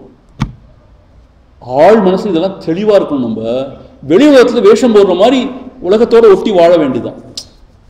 என்ன செய்யணுமோ, என்ன நடக்குதோ அதோட ஒட்டி வாழணும். ஆனால் உள்ளே நம்ம தெளிவாக இருக்கணும், இதுக்கு எனக்கு சம்பந்தம் கிடையாது. ஸோ இதெல்லாம் தான் திருஷ்ய பதார்த்தம் சொல்லியாச்சு. அடுத்த சூத்திரத்தில் இன்னும் டீப்பாக போகிறார். நான் அந்த அடுத்த சூத்திரம் ரொம்ப விளக்க போகிறது இல்லைண்ணா, ஏன்னா ஏற்கனவே நம்ம ரொம்ப திண்டாடிட்டு இருக்கோம். இன்னும் டீப்பாக போகிறார். திருஷ்ய பதார்த்தம் என்னங்கிறதுக்கு அது எப்படியெல்லாம் அது வகைப்படுத்தலாம், அது எப்படி இன்னும் ஆழலாம், அந்த குணங்களையே இன்னும் கொஞ்சம் விரிவாக சொல்ல போகிறார். அதை நம்ம பார்த்துருவோம் என்னன்னு. ஆனால் நான் மேலோட்டமாக தான் சொல்ல போகிறேன் உங்களுக்கு. அதுக்கும் மேலே உங்களுக்கு தெளிவு வேணும்னா, அதை பற்றி இன்னும் நல்லா ஆராய்ச்சி பண்ணணும்னா, சுவாமி அனுபவானந்தி இருக்காங்க, அவங்களுடைய புத்தகம் ஒன்று இருக்குது, யோக சூத்திரத்தை பற்றி எழுத ஒரு உரை. அதில் டீட்டெயில்டாக கொடுத்துருக்காரு. மை காட் இன்னைக்கு ஃபுல்லாக அதான் படிச்சுட்டு இருந்தேன். நான் 19வது சூத்திரம் தான் இன்னைக்கு பூரா படிச்சுட்டு இருந்தேன் காலையிலேருந்து. ரொம்ப டீட்டெயில்டாக எக்ஸ்போசிஷன் இந்த 19வது சூத்திரத்துக்கு சுவாமிஜி கொடுத்துருக்காரு. ஆனால் உங்களை அவ்வளவு சொல்ல போகிறதில்ல, ஏன்னா அதில் பாதி எனக்கும் புரியலை, இனிமேல் தான் படிக்கணும். சுவாமிஜி அவ்வளோ கொடுத்துருக்காங்க. அதை உங்களுக்கு நான் எனக்கு தெரிஞ்ச அளவுக்கு உங்களுக்கு போதுமான அளவுக்கு நான் சொல்ல போகிறேன்.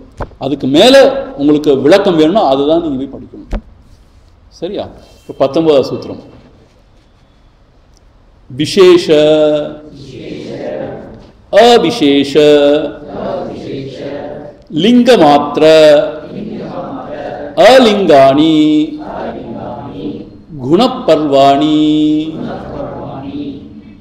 இன்னொரு முறை. விசேஷ அவிசேஷ லிங்க மாத்திர அலிங்காணி குணபர்வாணி. இதை சதாசிவ பிரம்மேந்திரர் எப்படி சொல்லியிருக்காரு நம்ம பார்ப்போம். விசேஷ ரொம்ப விசேஷமாக இருக்குன்னு சொல்கிறோம் இல்லையா, ஆனால் ஸ்பெசிஃபிக், எல்லாத்த மாதிரி இல்லை அது. விசேஷ ஸ்பெசிஃபிக் அப்படின்னு சொல்லுவோம் இங்கிலீஷில். ஸ்பெசிஃபிக் அப்படின்னு என்ன அர்த்தம்? மகாபூத இந்திரிய மனோரூபாக ஷோடச விகாராக. இந்த குணங்கள்லாம் வந்து இவ்வளவு விகாரங்களாக ஆயிருக்கு சொன்னோம் இல்லையா முதல்ல. அந்த குணங்கள் வந்து இந்த மகாபூத இந்த பஞ்சபூதங்களாகவும், அதுக்கப்புறம் வந்து ஞானேந்திரியம் 5, கர்மேந்திரியம் 5, என்னாச்சு 15, அப்புறம் மனம், இப்படி 16 ஷோடஷன்னு சொல்றாங்க. 16 இருக்கும் பொழுது அது விசேஷமா அறியக்கூடிய வகையில, பார்க்கக்கூடிய வகையில புலப்படுற மாதிரி இருக்கு. அதை விசேஷம்னு ஒரு கேட்டகரியா சொல்றாங்க. அப்புறம் அவிசேஷ ரெண்டாவது.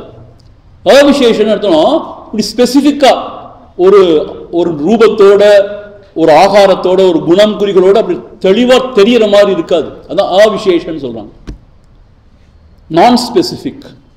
அவிசேஷ என்னன்னு கேட்டா, அது என்னன்னு கேட்டா அவிசேஷ தன்மாத்திர அகங்காராக ஷட் பிரகிருதி விருதயாக ஒரு 6 விஷயம் சொல்றாங்க.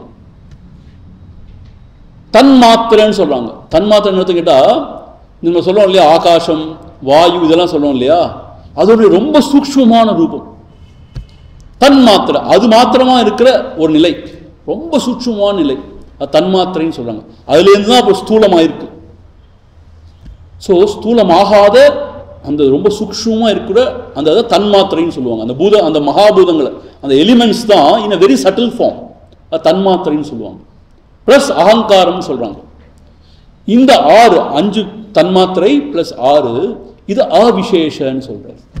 அவிசேஷம் அது இருக்குது, ஆனால் விசேஷமாக தெரியலை அது, அதை மாதிரி சொல்கிறாங்க. இப்போது பாருங்களேன், ஸோ உங்களுக்கு உதாரணம் சொல்கிறேன், ஜஸ்ட் டோன்ட் மிஸ் அண்டர்ஸ்டாண்ட். இந்த உலகத்தில் ஒரு உதாரணம் சொல்கிறேன் உங்களுக்கு. இப்போ நம்ம சில விஷயங்கள் நம்ம கண்ணுக்கு புலப்படுது இல்லையா, நமக்கு புலப்படுது, கண்ணுக்கு புலப்படுது, சில காட்சிகள்லாம் புலப்படுது. சில சமயம் நாய்களுக்கு பூனைகளுக்கெல்லாம் நமக்கு தெரியாதெல்லாம் கூட தெரியுமா, நம்ம கண்ணுக்கு தெரியாத அது கண்ணுக்கு தெரியுமா. நமக்கு அவிசேஷ, அதுக்கு விசேஷ. சொல்கிறாங்க அல்ட்ரா வயலட் ரேஸ், எக்ஸ்ரேஸ் எப்படி இருக்குன்னு சொல்லி இருக்கு, ஆனால் கண்ணுக்கு தெரியாது. சும்மா அது ஒரு உதாரணமாக சொல்கிறேன். அதை மாதிரி அவிசேஷங்கிறது அந்த தன்மாத்திரை சட்டில் லெவலில் இருக்கிற பஞ்சபூதம் ப்ளஸ் அகங்காரம் சொல்லக்கூடிய அந்த 6 தத்துவங்களையும் சேர்த்து அவிசேஷ. ஒன்றும் ஸ்பெசிஃபிக்காக இல்லை, நான் ஸ்பெசிஃபிக்காக இருக்குங்கிறாங்க. அப்புறம் என்ன சொல்கிறாங்கன்னா, லிங்கன்னு என்னன்னு கேட்டால், லிங்கன லயம் கச்சதி இதி லிங்க அப்படிங்கிறாரு. இந்த ரொம்ப சூட்சமான வடிவத்தில் இருக்க தன்மாத்திரை அகங்காரம் இருக்கு சொன்னேன் இல்லையா, அது போய் எங்க லயமாகுது அப்படின்னு கேட்டா மகத்தத்துவம்னு ஒரு தத்துவம் சொல்றாங்க.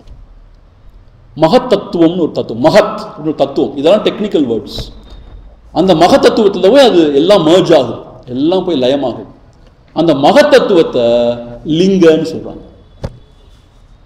அந்த மகத்தத்துவம் எங்க போய் மர்ஜ் ஆகுதுன்னு கேட்டா பிரதான, அன்டிஃபரன்ஷியேட்டட், அன்மேனிஃபெஸ்ட் அப்படிங்கிற ஒரு தத்துவம் சொல்றாங்க. அதான் கடைசி தத்துவமா சொல்றாங்க. இதெல்லாம் ரொம்ப டெக்னிக்கல் சமாச்சாரம். அங்க போய் அது மர்ஜ் ஆகுது. ஸோ அது அலிங்க, அலிங்கன்னு அர்த்தம் அதையும் தாண்டியது. ஸோ இந்த 4 வகையான கேட்டகரைசேஷன் சொல்றாரு இல்லையா, விசேஷ அவிசேஷ, லிங்க அலிங்கன்னு சொல்றாரு. விசேஷன்னு அர்த்தம் அந்த 16 தத்துவங்கள் சொல்லிட்டார், அதாவது ஓரளவு கண்ணுக்கு புலப்படுற ஒரு ஆகாரமுடைய. அவிசேஷன்னா இன்னும் சட்டிலாக இருக்கக்கூடிய, இதெல்லாம் பூதங்கள், மகாபூதங்கள் அந்த எலிமெண்ட்ஸ் லெவலில் இருக்கு. அது போய் எங்கே போய் லயமாகுதுன்னு கேட்டால் மகத்தத்துவம்னு சொல்கிறாங்க. அது யூனிவர்சலாக சொல்கிறாங்க, மகத்தத்துவம்னு சொல்கிறாங்க. இந்த ஹிரண்ய கர்ப்பா லெவல், அதாவது டோட்டாலிட்டின்னு சொல்லுவாங்க. அதாவது அண்டம், பிண்டம், அண்டம்னு சொல்லுவாங்க இல்லையா, அந்த அண்டம் அப்படிங்கிற அந்த டோட்டாலிட்டி லெவலில் மகத்துன்னு சொல்கிறாங்க. அதில் போய் மர்ஜ் ஆகுது. அந்த மகத்து இந்த பிரதானம் அல்லது பிரகிருதிங்கிற தத்துவத்தோடு மர்ஜ் ஆகுது. அது வரைக்கும் எல்லாமே திருஷ்யம், பிரகிருதி. ஆனால் புருஷன் வேற. என்ன அர்த்தம், இங்கே ஞானஸ்வரூபமாக இருக்கானே புருஷன், அவன் யுனிக். அதுதான் நம்முடைய ஸ்வரூபம். மற்ற எல்லாமே இப்போ நம்ம இவ்வளோ கேட்டகரைஸ் பண்ணோமே, இவை எல்லாமே ஜட சம்பந்தமானது. அதுக்குன்னு அறிவு கிடையாது. இந்த அறிவை பாரோ பண்ணி தான் அது எக்ஸிஸ்ட் ஆகுது, அது இயங்குது. எப்படின்னா சூரியனுக்கு தனக்கே வெளிச்சம் இருக்கு, ஆனால் சந்திரனுக்கு சூரிய வெளிச்சத்துக்கு வாங்கி தான் அவன் செயல்படுறான் இல்லையா. அதுபோல இந்த புருஷன் தான் எல்லா ஞானத்துக்கும் அதிபதி. ஞானம்னா அவன் தான் ஞானஸ்வரூபன். இந்த பிரகிருதின்னு சொல்லும், இது எல்லாமே பல வகையா செயல்படுது, பல வகையா உபயோகமா இருக்கு. ஆனால் எதுக்குமே தனக்குன்னு அறிவு கிடையாது. இந்த புருஷனுடைய அந்த அறிவு கடன் வாங்கி, அந்த அறிவினால இது எல்லாமே இயங்கும். ஸ்வரூபம்ங்கிற என்னுடைய ஸ்வரூபம், புருஷஸ்வரூபம் இருக்கே, அது யுனிக், அது ஞானஸ்வரூபம். அதை அண்டி, அதை ஆதாரமாக கொண்டுதான் எல்லாமே அசைகிறது, இயங்குகிறது, இங்கே தொழிற்படுகிறது. ஸோ அதனால இப்போ நம்ம சொன்ன எல்லாமே என்னது, திருஷ்ய பதார்த்தம். என்னது, அந்த பஞ்சமகாபூதம், இந்திரியங்கள், அதில் ஞானேந்திரியம், கர்மேந்திரியம், அதுக்கப்புறம் மனம்னு சொல்கிற அளவுக்கு இது எல்லாமே விசேஷன் சொன்னது திருஷ்ய பதார்த்தம், ஸ்பெசிஃபிக்காக இருக்கு. அப்புறம் ரொம்ப சட்டில் லெவலில் இருக்கிற பஞ்சபூதம், தன்மாத்திரைன்னு சொல்றது, அகங்காரம் சொல்றது, இது ஆவிசேஷ, இதுவும் திருஷ்ய பதார்த்தம். அதுக்கு அது போய் மர்ஜ் ஆகிற மகத்தத்துவம் சொல்றாங்க டோட்டாலிட்டியில், அதுவுமே திருஷ்ய பதார்த்தம். அது மர்ஜ் ஆகிற அன்மேனிஃபெஸ்ட் சொல்லக்கூடிய, அவ்யக்தம் சொல்ல, பிரதானம் சொல்லக்கூடிய, அதுவுமே திருஷ்ய பதார்த்தம் தான். இவை எல்லாமே திருஷ்ய பதார்த்தம். சரி, இப்ப நான் யாரு? திருக் யார்? திருக்னா பார்ப்பவன் யாரு? அந்த புருஷன் யாரு அப்படிங்கிற கேள்விக்கு அடுத்த சூத்திரத்தில் பதில். இது ரொம்ப இன்ட்ரெஸ்டிங் இந்த சூத்திரம். ஏன்னா புருஷன் யாருங்கிறது முக்கியமான கேள்வி. ஒரு முறை சுவாமி சின்மயானந்தஜி தப்போவன் மகாராஜோட படித்து கொண்டிருந்த காலத்தில் அவர் வந்து வேதாங்க நூல்களே வாசித்து கற்றுக்கொண்டிருந்தார். அவர் தப்போவன் மகாராஜ் பெரிய ஞானி, பெரிய மேதை அவர் சமஸ்கிருதத்தை தான் சொல்லிக் கொடுப்பாராம். புரிஞ்சால் இங்கே இல்லாட்டி போயிடுவார். ரொம்ப ஸ்ட்ரிக்ட் டிசிப்ளினரி. அப்போது சொல்லிக் கொடுத்துட்டு இருக்கும்போது திரும்ப திரும்ப குருதேவர் என்ன கேட்டுட்டு இருந்தாராம், எனக்கு இன்னும் இந்த மாயையை பற்றி விளங்கலை, எனக்கு இன்னும் இந்த அவித்யா அந்த அஜ்ஞானத்தை பற்றி இன்னும் எனக்கு விளங்கலை, அதை பற்றி இன்னும் கொஞ்சம் சொல்லிக் கொடுங்க, இன்னும் கொஞ்சம் விரிவாக சொல்லுங்கன்னு சொல்லிட்டே இருந்தாராம். ஒரு நாளைக்கு தப்போவன் மகாராஜுக்கு கொஞ்சம் கோவம் வந்துடுச்சு. நீ இப்போ எதுக்காக வந்து இங்கே அஜ்ஞானத்தை பற்றி விளங்கிக்க வந்தியா இல்லை ஞான நிலையை பற்றி அறிய வந்தியான்னு கேட்டாராம். நீ ரொம்ப அஜ்ஞானத்தை பற்றி ஆராய்ச்சி பண்ணி பிரயோஜனம் இல்லை, ஞானத்தை பற்றி தான் நம்ம தெரிஞ்சுக்கணும் இல்லையா? சரி, பெரியவங்க சொல்கிறாங்க அஜ்ஞானம் இருக்குன்னு சொல்கிறாங்க, அதை அப்படியே ஏற்றுப்போம். ஆனால் ஹையஸ்ட் ஸ்டேட்டில் அதை கூட ரிஜெக்ட் பண்ணிடுறாங்கன்னு வச்சுப்போமே. ஆனால் அஜ்ஞானத்தையே ஆராய்ச்சி பண்ணல, ஞானம் என்னது? ஸோ பிரகிருதி இருக்கட்டும், புருஷன் யாரு, நான் யாரு, என்னுடைய சொரூபம் என்ன, இதைத்தான் இப்போ அடுத்த சூத்திரத்தை சொல்ல போகிறார். இதுக்கும் அவ்வளோ விவரமாக கமெண்ட்ரி எழுதியிருக்காங்க சுவாமிஜி ஆச்சாரியஜி, அவ்வளோ விவரமாக கமெண்ட்ரி எழுதியிருக்கார். சில விஷயங்கள்லாம் இப்போ தான் நமக்கு பொக்கிஷனே விளங்குது, அவ்வளோ அருமையாக இருக்கு. 20வது சூத்திரம். திரஷ்டா திருஷி மாத்ரஹ சுத்தஹ அபி பிரத்யய அனுபஷ்யஹ திரஷ்டா திருஷி மாத்ரஹ சுத்தஹ அபி பிரத்யய அனுபஷ்யஹ. இப்போ திரஷ்டான்னா பார்ப்பவன், அதாவது புருஷன், நான் தான் எடுத்த உண்மையான ஸ்வரூபம் திருஷ்டா. அவன் யாரு? திருஷி மாத்திரஹா அப்படின்னா இங்கே என்ன சொல்றாங்க சதாசிவர், திருஷி மாத்திரா சின் மாத்திரஹா, அறிவே ஸ்வரூபமானவன். சின் முத்ரை, சித்துனா அறிவுன்னு அர்த்தம், தூய பூரண நல்லறிவு. நம்ம இந்த மாதிரி உலக அறிவு கிடையாது. உலக அறிவுன்னு அர்த்தம் ஏதோ ஒரு விஷயத்தை பற்றின அறிவு. இது சேர், இது டேபிள், இது மைக், இதெல்லாம் உலக அறிவு. இந்த எல்லா உலக அறிவுக்கும் ஆதாரமாக இருந்து அறிவுக்கு அறிவாய் விளங்கக்கூடிய அறிவு தான் பூரண அறிவுன்னு சொல்லுவோம். அதுதான் இவனுடைய ஸ்வரூபம். சின் மாத்திரஹா, அவன் சின் மாத்திரன், தூய அறிவே வடிவானவன். ஆச்சா, ந ஞானாதி தர்மகா. என்ன அர்த்தம் கேட்டா, இந்த உலக விவகாரங்கள் ஏற்படக்கூடிய அறிவுக்கு அவனுக்கு சம்பந்தம் கிடையாது, அது புத்தியோட தர்மம். இப்போ பாருங்களேன், இந்த உலகத்தை பற்றி இது சிவப்பு, இது கருப்பு, இது நெட்டை, இது குட்டை, இது உயிருள்ளது, உயிரற்றது, இப்படிப்பட்ட ஞானம்லாம் புத்தியோட இழறது. அந்த ஞானத்துக்கும் அவனுக்கும் ஆக்சுவலாக சம்பந்தம் கிடையாது.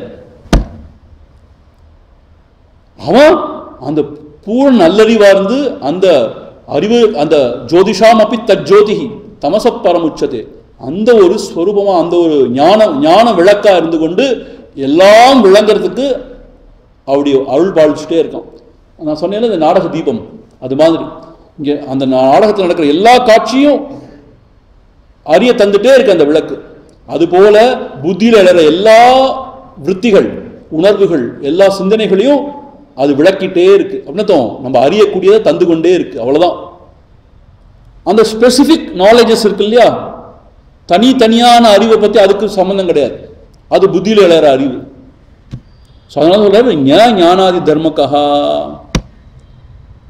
அப்போ இப்போ புத்தியில் எழுற அறிவு இருக்கு பார்த்தீங்கன்னா, அது மாறிட்டே இருக்கும். இப்போ சேரை பார்த்தினா சேர்ங்கிறது வந்துட்டு போகும், அப்புறம் மைக்குன்னு வந்துட்டு போகும். இது பரிணாமம், மாறிக்கொண்டே இருக்கு. இது அபரிணாமி, இது மாறாம எல்லாத்தையும் விளக்கி கொண்டே இருக்கிற அறிவு. உங்களுக்கு விளங்குதான் தெரியல எனக்கு. இப்போ அப்ஜெக்டிவ் நாலேஜ்னு சொல்லுவோம். அப்ஜெக்டிவ் நாலேஜ்னா ஸ்பெசிஃபிக்கா இது சேர், இது டேபிள், இது மைக், இது மனுஷங்க, இவங்க ஆண், இவங்க பெண், இதெல்லாம் வந்து புத்தியில் வளர அறிவு. இது வந்து ஸ்பெசிஃபிக் நாலேஜஸ். ஆனால் இந்த புருஷனை சேர்ந்த ஞானம் எப்படி? இந்த எல்லா நாலேஜையும் அறிய கொடுக்கறதுக்கான அறிவு, ஆதாரமான அறிவு. இதுக்கு இன்னொரு விஷயம் உங்களுக்கு இன்னொரு வகையாக விளக்குனா உங்களுக்கு புரியும். இப்போ நீங்கள் பார்த்துருப்பீங்கன்னு நினைக்கிறேன். சில சமயங்களில் இந்த சின்ன பசங்க என்ன செய்வாங்கன்னா, ஒரு கண்ணாடியை வச்சுட்டு ஒரு இருட்டு ரூம் இருந்து வச்சுங்களேன், ஜன்னல் வழியாக ஒரு சூரிய ஒளி அப்படி பாய்ச்சுவாங்க. பார்த்துருக்கீங்களா? சூரிய ஒளி இருக்குது, அது அந்த அந்த கண்ணாடியில் ரிஃப்ளெக்ட் பண்ண வச்சு, மிரரில் ரிஃப்ளெக்ட் பண்ண வச்சு இப்படி உள்ளே காமிப்பாங்க. உள்ளே பார்த்தா ஒரு லைட்டாக அப்படி ஆடும். பார்த்துருக்கீங்களா? அப்படி அது ஸ்பெசிஃபிக் லைட்டு. ஆனால் அந்த லைட் இருக்கணும்னா எந்த லைட் வேணும்? சூரிய ஒளி வேணும். இப்போ சூரிய ஒளி இல்லாமல் சும்மா அப்படி ஆட்டிகிட்டே இருந்தால் அந்த ஸ்பெசிஃபிக் லைட் வருமா? வராது. சரி, சூரிய ஒளிங்கிறது எல்லாத்தையும் ஜென்ரலைஸ்டாக வெளிச்சம் போட்டு காமிக்கும். ஆனால் அதுலேருந்து எடுக்கிற அந்த ரிஃப்ளெக்டட் லைட்னு சொல்கிறோம் இல்லையா, அது என்ன செய்யுது?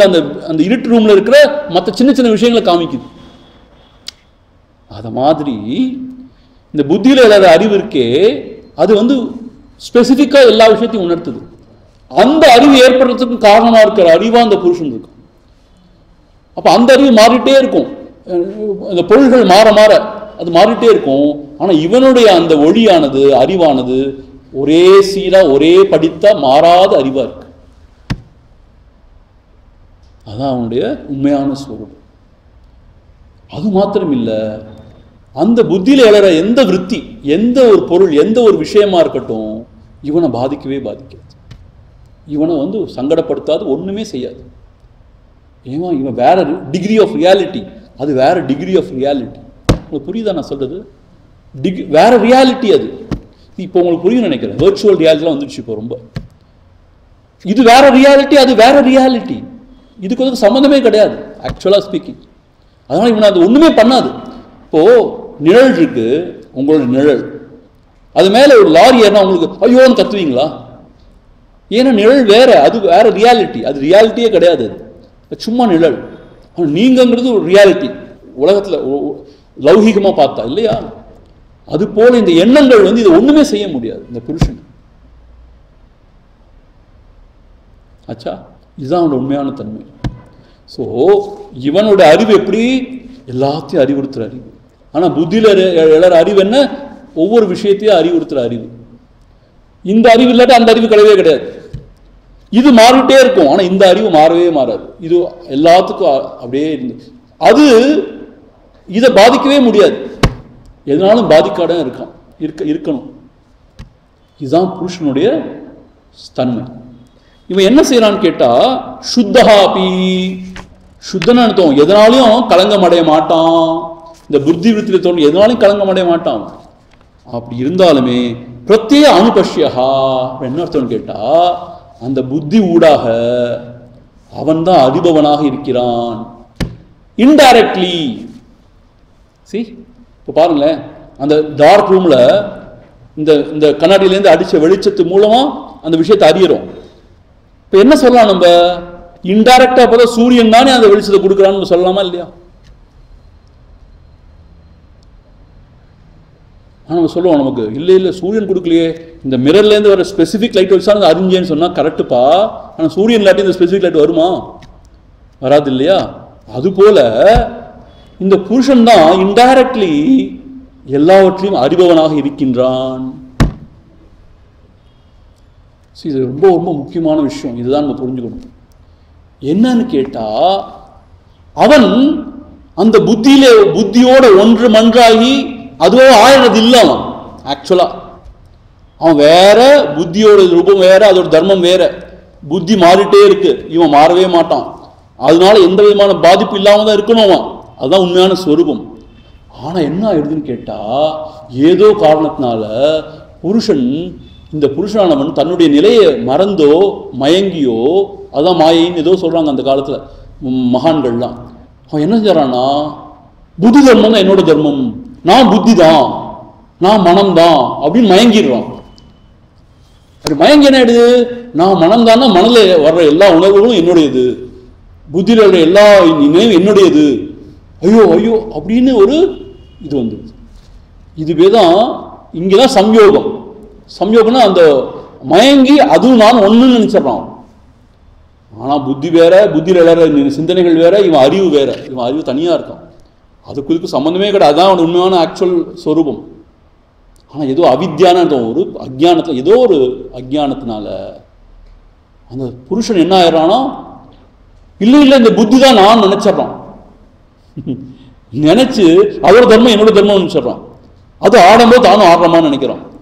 மனம் அலைக்கலியுமோ தான் அலைக்கலியமா நினைக்கிறான். இப்படி துன்பப்படுறான். ஆனால் புருஷனோட உண்மையான சொரூபம் என்னன்னு கேட்டால், எல்லாவற்றுக்கும் ஒளினது அறிவை கொடுத்து கொண்டு எதனாலும் சங்கடப்படாமல் பாதிப்பு உறாமல் சுத்தமாக தானாக இருப்பது அவனுடைய ஸ்வரூபம். ஆனால் அப்படி இருக்கிறத மறந்து போய், ஏதோ அவித்யான்னு சொல்லுவோம், காரணம் மறந்து போய் தான் அந்த புத்தி நினைச்சு மனம் நினைச்சு மயங்கி அதோட தர்மமா தான் தர்மம் நினைச்சுண்டு ஐயோ அவன் படுற பாடு.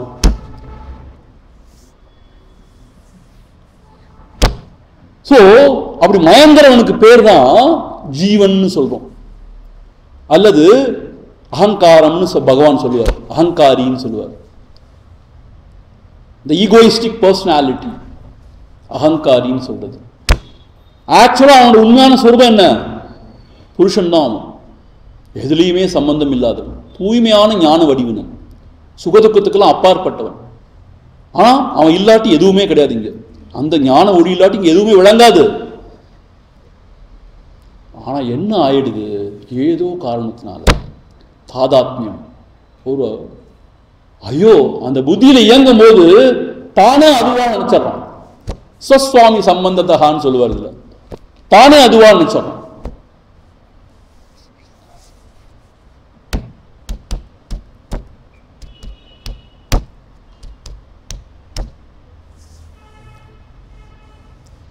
ஸோ அந்த புருஷனானவன் தனி வேற, மற்றதெல்லாம் பிரகிருதியை சேர்ந்தது அப்படின்னு அர்த்தம். திருஷ்ய பதார்த்தம், பார்க்கக்கூடிய அறியக்கூடிய விஷயங்கள்.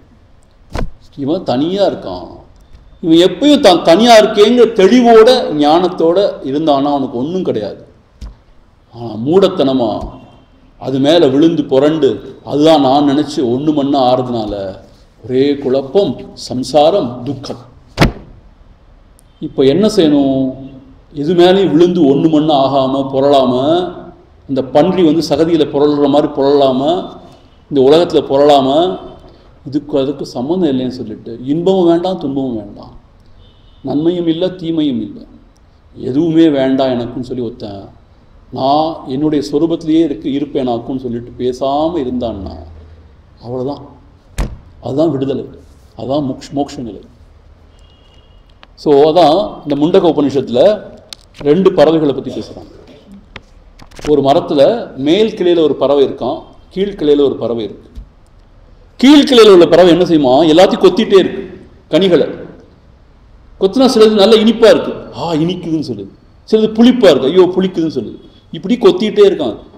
ஆனால் மேல் கிளையில் பறவை எதையும் கொத்தாமல் இருக்கும், எதையும் சாப்பிடாமல் இருக்கு. அனஷ்னன்னு சொல்லுவாங்க. எதையும் சாப்பிடாமல் இருக்குன்னு அர்த்தம், பார்த்து கொண்டே இருக்கு. ஸோ நமக்குள்ளே இந்த 2 பறவைகளும் இருக்கு. இந்த புருஷனானவன் மயங்கி இந்த மனபுத்தியோட மேலே விழுந்து ஒன்று மண்ணாகி அதுதான் நான் நினச்சிண்டு அதோடைய தர்மத்தான் தான் தர்மம் நினச்சுன்னு உழன்றான்னா அவன் ஜீவன், அவன் சம்சாரி. இந்த மேல் பறவையை போல எதுவும் எனக்கு நானும் அதுக்கு சம்மந்தம் கிடையாது, இன்பமும் வேண்டாம் துன்பமும் வேண்டாம், நல்லது இல்லை கெட்டது இல்லைன்னு சொல்லி பேசாமல் விலகி இருந்தான்னா அவன் ஞானி, அவன் ஜீவன் முக்தர். இதுதான் விஷயமே. இப்போ ஆக என்ன செய்யணும்? இப்போ நம்ம ஒன்றுமே செய்ய வேண்டாம், அதுதான் விஷயம். செய்யறதுக்கு ஒன்றுமே இல்லை ஆக்சுவலாக. அதனால தான் பகவான் என்ன சொல்கிறான், கடைசியாக சும்மா இரு. அதுதான் கடைசி உபதேசமே, சும்மா இரு. இப்போ என்ன செய்யணும்? நாம ஒன்றுமே செய்ய வேண்டாம். நீ ஆக்சுவலாக எப்பயுமே புருஷன் தான். ஆக்சுவலாக ஸ்பீக்கிங் என்னன்னு கேட்டால், இந்த புருஷன் இந்த புத்தி தத்துவத்தோட மற்றதோட ஒன்று மண்ணா ஆடுறதெல்லாமே கூட அவன் நடக்கவே முடியாதான்.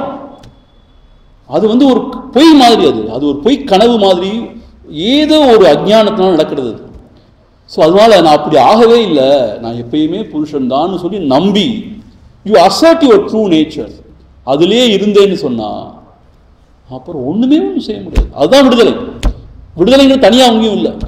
ஸோ பகவான் என்ன சொல்கிற, ரமண மகர்ஷி என்ன நடந்தாலும் சரி நான் யாருன்னு விசாரிக்க சொல்கிறார். நம்மளோட உண்மையான தன்மை என்ன விசாரிக்க சொல்கிறார்.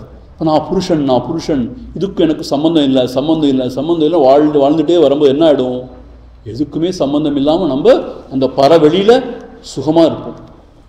இல்லை எல்லாத்தோட சம்மந்தம் இருக்குன்னு விழுந்து புரண்டோன்னா இங்கேயே உழந்து கொண்டு இருப்போம். திருப்பி கர்மங்கள் செய்வோம் கிளேஷத்தோட, திருப்பி கர்ம சம்ஸ்காரங்கள், தர்ம அதர்ம ரூபம், பாப புண்ணியம் திருப்பி இங்கே வந்துட்டு இருப்போம். போகத்தை அனுபவிக்க வாசனாதிகள் உண்டாகும். அந்த வாசனைகளுக்காக திருப்பி பிறப்போம். இது வினையின் விளைவு விழிவுற்றுவித்தால் வினைக்கடல் வீழ்த்திடும் முந்தி வர வீடு தடல் இல்லை முந்தி. இப்படி இல்லாமல் இந்த சம்யோகம் தான் துக்கத்துக்கு காரணம் சொல்லி சம்யோகம் ஏற்படாமல் பார்த்துட்டோம்னா, புருஷனாவே இருக்கணும், அவன் இந்த பிரகிருதியோட சம்பந்தம் இல்லாமல் இருந்தான்னா, பசித்திரு தனித்திரு விழித்திரு பதவி கிட்டும். ராமலிங்க அடிகளார் சொல்லியிருக்காராம். பசித்திருன்னு சாப்பிடாம ஐயோ பசிக்குது அப்படி கிடையாது. பசித்திருன்னா அது பசி, அதை அறியணும், அதை உணரணுங்கிறது பசி. தனித்திரு, புருஷனா தனித்து இருக்கணும், அந்த பிரகிருதியோட ஒன்று மண்ணா ஆகக்கூடாது. விழிப்பார், ஏன்னா எப்போ வேணா அந்த இது நடக்கலாம். நம்ம கேர்லெஸ்ஸாக இருக்கிற சமயத்தில் நம்ம ஐடென்டிஃபை பண்ணி நம்ம கீழே விழுந்துடுவோம். விழிப்பாக இருக்கணும். இதுதான் சாதனையே, வேறு சாதனையே இல்லை. இந்த சம்சாரத்தை உள்ள போகிறது இல்லை.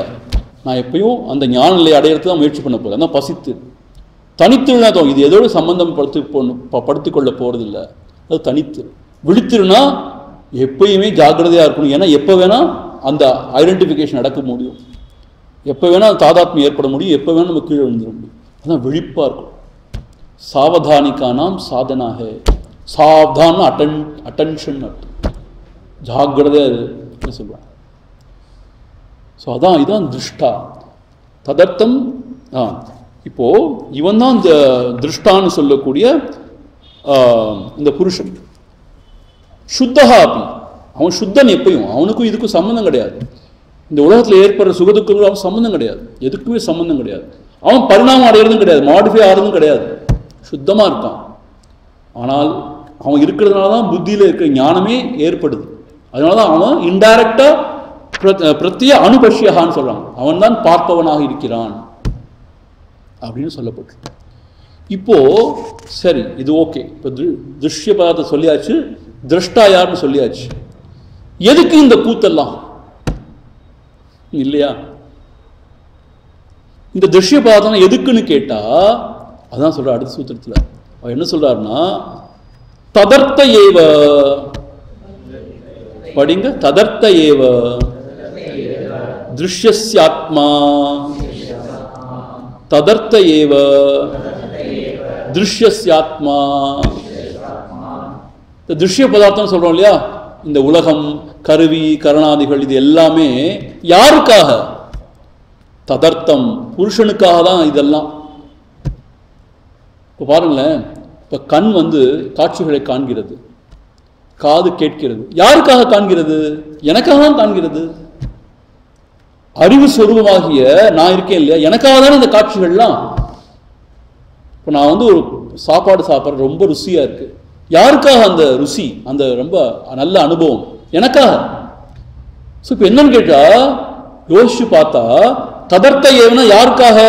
அந்த புருஷனுக்காகத்தான். திருஷ்யஸ்யாத்மா, இந்த திருஷ்ய பதார்த்தங்கள் எல்லாம் அந்த புருஷனுக்கு போகத்தை கொடுக்கறதுக்காகத்தான் இந்த திருஷ்ய பதார்த்தங்கள் எல்லாம். அதே மாதிரி அந்த புருஷன் மயங்கி இருக்கான் இல்லையா, அவனுக்கு நல்ல அறிவு திருப்பி மோட்சத்தை அடையிறதுக்கு தான் இந்த திருஷ்ய பதார்த்தம். ஸோ இப்போ மனதுக்காக இதெல்லாம் கிடையாது, மனதுக்கு பின்னாடி எனக்காக தான் இந்த அனுபவங்கள்லாம். கண்கள் நல்ல காட்சியை கண்டு கண்களே சந்தோஷப்படுமா? நான் சந்தோஷப்படுறேன். ஸோ யாருக்காக இந்த அனுபவங்கள் எல்லாம் கேட்டா எனக்காக. அவங்க என்ன சொல்றாருன்னு, இந்த புருஷனுக்காக தான் எல்லாமே. ததர்த்த ஏவ தத்தர்த்த, அவனுக்காகத்தான் எல்லாமே.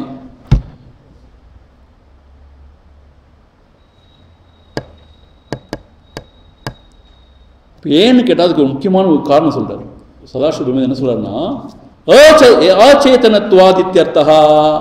ஏன்னா மற்ற எல்லாமே அச்சேதனம், அறிவில்லாத சாமான்கள், ஜட சம்பந்தமானது. இந்த இந்திரியங்களாகட்டும், மனமாகட்டும், புத்தியாகட்டும், அதுக்குன்னு அறிவு கிடையாது, உணர்வு கிடையாது அதுக்குன்னு. அதனால இந்த போகம்லாம் யாருக்குன்னு கேட்டா மனதுக்குன்னு சொல்ல முடியாது. ஏன்னா அதுக்கு தனக்குன்னு ஒரு உணர்வோ அறிவோ கிடையாது. யாருக்காக? புருஷனுக்காக தான் கடைசி எல்லாம். ஆனா என்னன்னு கேட்டா, எப்படியோ இந்த புருஷன் மயங்கி அதுல திண்டாடுறான், ரொம்ப அல்லோலப்படுறான், உழல்றான்.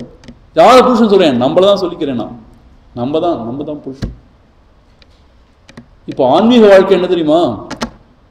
கோயிலில் போய் சாமி கும்பிட்றதுதான் ரொம்ப நல்லது, விரதங்கள் அனுஷ்டிக்கிறது இதெல்லாம் நல்லது, அர்ச்சனை பண்ணுறது, திருவிழாக்கள் கொண்டாடுறது நல்லது, எல்லாம் மனசு சுத்தம் பண்ணும், இல்லைன்னு சொல்லுது. ஆனால் அதெல்லாம் ரொம்ப பெரிஃபரலில் இருக்கிற சாதனை. பெரிஃபரல் என்ன சொல்கிறேன்? மேலோட்டமாக இருக்கிற சாதனை. Going deeper within.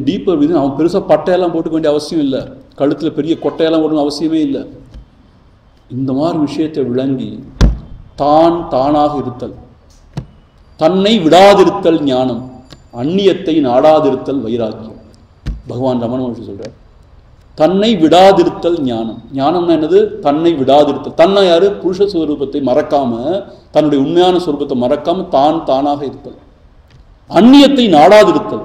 இந்த அந்நியத்தை நாடி அதில் போய் விளறதுனால தான் இவ்வளோ துன்பங்களும் உண்டாகுது. அந்நியத்தை நாடாதிருத்தல் தான் வைராக்கியம். வைராக்கியமேவ அபயம். வைராக்கியம் தான் அபயத்தை கொடுக்கும், அச்சமில்லா தன்மையை கொடுக்கும். ஸோ இதெல்லாம் யாருக்குன்னு கேட்டா புருஷனுக்காக தான் ஆக்சுவலி. இதெல்லாம் எதுக்காக இந்த கூத்துன்னு கேட்டா, அடுத்த சுருத்து என்ன சொல்றாரு தெரியுமா? எதுக்காக இந்த கூத்துன்னு கேட்டா அவர் சொல்ற, இப்படி போகத்தில் அவன் ஈடுபட தான் என்ன ஆகுமா, அவனுக்கு ஒரு வெறுப்பு வரும். இவ்வளோ ஈடுபட்டே இருக்கேன், இன்பத்தையே நாடி எல்லாம் செய்கிறேன், ஆனால் மிஞ்சறது துன்பம் தான் மிஞ்சுது, என்னது இது அப்படின்னு கேள்வி வருமா? இந்த புருஷனுக்கு அனுபவிக்க தான் இந்த ஒரு புத்தி வருமா? என்னது இது, நான் உழண்டு கொண்டே இருக்கேன். நான் சின்ன வயசுலேயும் சொல்கிறாங்க, பணம் காசு நிறையா சம்பாதிக்கணும், அதுதான் இன்பம் இருக்குன்னு. அப்புறம் கொஞ்சம் எவ்வளோ பருவம் வந்த உடனே போகங்கள் அனுபவிக்கணும், இன்பம்னு நினைக்கிறோம். இப்படி ஒவ்வொரு காலகட்டத்தில் ஒவ்வொன்றும் நமக்கு இந்த கோல் போஸ்ட் இஸ் ஷிஃப்டிங் அப்படின்னு சொல்கிற மாதிரி, இது இன்பம் கொடுக்கும், அது இன்பம் கொடுக்கும், நம்ம தேடி ஓடுறோம். நல்ல ஒரு கார் இருந்தால் அதுதான் பெரிய விஷயம் போலன்னு நினைக்கிறோம். நல்ல மார்பிள் ஃப்ளோர் போட்டு நல்ல அழகான ஒரு வீடு பங்களா கட்டினா நல்லதுன்னு நினைக்கிறோம். ஆனால் எல்லாம் கட்டின பிறகும் கடைசி ஏதோ ஒன்று மிஸ்ஸிங், ஒரு வெறுமை இருக்குது மனசில், இன்னும் திருப்தி உண்டாகலை, இன்னும் ஏதோ பிரசாந்தி உண்டாகலை. அப்போ தான் இந்த ஜீவனுக்கு ஒரு உணர்வு வருது, எதுக்கு இந்த போகம்லாம், என்ன கழகம் நடக்குது? இன்பத்தையே நாடி நான் ஓடுறேன், ஆனால் துன்பமே தான் மிஞ்சுகிறது, என்ன சமாச்சாரம்? அப்புறம் தான் அவனுக்கு விளங்குது, ஓஹோ இதெல்லாம் காணல் நீர் போல, இதெல்லாம் இன்பம் இல்லைதான் போல இருக்கு. இப்போ எங்கே இருக்கு இன்பம், என்ன சமாச்சாரம்? தத்துவமசி, நீயே தான் அதுவாக இருக்கிறாய், உன்னுடைய சொரூபம் தான் அது. நீ தேர்றது வெளியில இல்லை, வெளியில் இருக்கிற கடவுள்கள்லாம் கிடையாது, நீ தேர்றது உன்னுடைய சொரூபத்தை தான் தேர்ற. தத்துவமசி, நீயே தான் அதுவாக இருக்கிறாய், உனக்குள்ளதான் அந்த எல்லை இல்லாத ஆனந்தம் இருக்கு. ஆக நீ உள்ள போகணும், நீ வெளியில சுத்தி பிரயோஜனம் இல்லை. உள்ளே ஆழ அமைதி கிட்டும், ஆனந்தம் கிட்டும். வெளியே ஓட அல்லல்தான், துக்கம்தான். இது மாற்ற முடியாத உண்மை. இது இதுதான் நம்மளுடைய ரிஷிகள் முனிகள் சொல்லிட்டே வராங்க காலங்காலமா. ஆனா இப்ப வர்ற சில நியோ குருமார்கள் என்ன சொல்லலாம், இல்லை எல்லாத்தையும் அனுபவி, அதுதான் இன்பம் சொல்லலாம். அதை நம்பக்கூடாது. ஏன்னா ரிஷிகள் முனிகள் அதான் சொல்லியிருக்காங்க, இதுதான் சத்தியம். ஸோ என்ன சொல்றாங்க, இந்த புருஷனானவன் ஏற்கனவே ஆனந்த ஸ்வரூபம் தான், அவன் ஆனந்த தேடி அலைய வேண்டிய அவசியமே இல்லை. தானாக இருந்துட்டான்னு சொன்னா அவன் ஆனந்த ஸ்வரூபம் தான். இந்த பிரகிருதி இந்த விஷயங்கள்ல போய் உழல வேண்டிய அவசியமே இல்லை. உழலதான் அவனுக்கு துக்கம் தான். ஏன்னா அது வாசனாதிகளை உண்டு பண்ணுது, கர்ம சம்ஸ்காரங்களை உண்டு பண்ணுது, திரும்ப உழல வைக்குது. இங்கே இதை உணர்ந்து என்ன செய்யணும், அவன் உடனே அவன் டிராஸ்டிக்காக முடிவெடுக்கக்கூடாது, எதுவுமே எடுக்கக்கூடாது. ஏன்னு கேட்டால் அது சரி வராது. கொஞ்சம் கொஞ்சமாக பக்குவப்படுத்து. அதான் பாருங்க, தபஸ்சரியம், சுவாத்தியாயம், ஈஸ்வர பணிதானானி, அப்புறம் கொஞ்சம் ஜபம், தியானம், சத் சங்கம், கொஞ்சமாக ஹேசன் ஸ்லோலிம்பாங்க. குரு அவதானம், மகத் அவதானம். ஆதிசங்கர் சொல்கிறார் பஜகோவிந்தத்தில், குரு அவதானம் மகதவதானம். ரொம்ப ஜாகிரதையாப்பா, ரொம்ப ஜாகிரதையா, மெதுவா, ரொம்ப அவசரப்படாது, ரேஷா முடிவெடுக்காத. இன்னைக்கே எல்லாத்தையும் விட்டு நான் காட்டுக்கு போறேன். ஒரு கொசுக்கடியே தாங்க முடியாது. நம்ம காட்டுக்கு போய் என்ன தாங்க முடியும்? ஒரு கொசுக்கடியை நம்மளால தாங்க முடியல. காட்டில் போனால் என்னெல்லாம் ஜீவராசிகள் இருக்கு பாருங்க. அவ்வளோ நடக்காது. கொஞ்சம் கொஞ்சமாக புத்தியால் தெளிஞ்சு சாதனைகளில் ஊறி கொஞ்சம் கொஞ்சமாக அகமுகப்பட்டு அதுக்கப்புறம் அதுலேயே திளைக்க இந்த ஜென்மம் இல்லாட்டி ஏதோ ஒரு ஜென்மத்தில் கட்டாயம் நமக்கு ஒரு விடிவு காலம் இருக்கு. ஆனால் இப்போலேருந்தே கொஞ்சம் கொஞ்சமாக சிறுக முயற்சி பண்ணிட்டே இருக்கணும். அப்படி இல்லாமல் மனம் போன போக்கிலே போய் போகத்தையே நாடி உழண்டு கொண்டே இருந்தால் அதுக்கு முடிவே கிடையாது. அப்போது என்ன தெரியுமா, அதில் துன்பம் தான் மிஞ்சுது. துன்பம்னு என்ன அர்த்தம்? நமக்கு மட்டும் துன்பம் இல்லை, we mess up the whole thing. எல்லாருக்கும் துன்பத்தை கொடுக்குறோம். இதுதான் விஷயம். நானும் மனசு நிம்மதியாக இல்லாட்டி ஆக்சுவலாக யாரையுமே நிம்மதியாக எடுக்க மாட்டோம். பக்கத்தில் உள்ளவங்க தெரியுமா உங்களுக்கு? We give disturbance, restlessness to everybody freely. ஏன்னா நம்ம இருக்கதான் நம்ம கொடுக்க முடியும். நம்மகிட்ட அமைதி இருந்துச்சுன்னா, பேரானந்தம் இருந்துச்சுன்னா அதை கொடுக்க முடியும். நம்மகிட்ட அல்லல் தான் இருந்துச்சுன்னா நம்ம எங்கே போனால் அல்லல் தான் எல்லா இடத்துலையும்.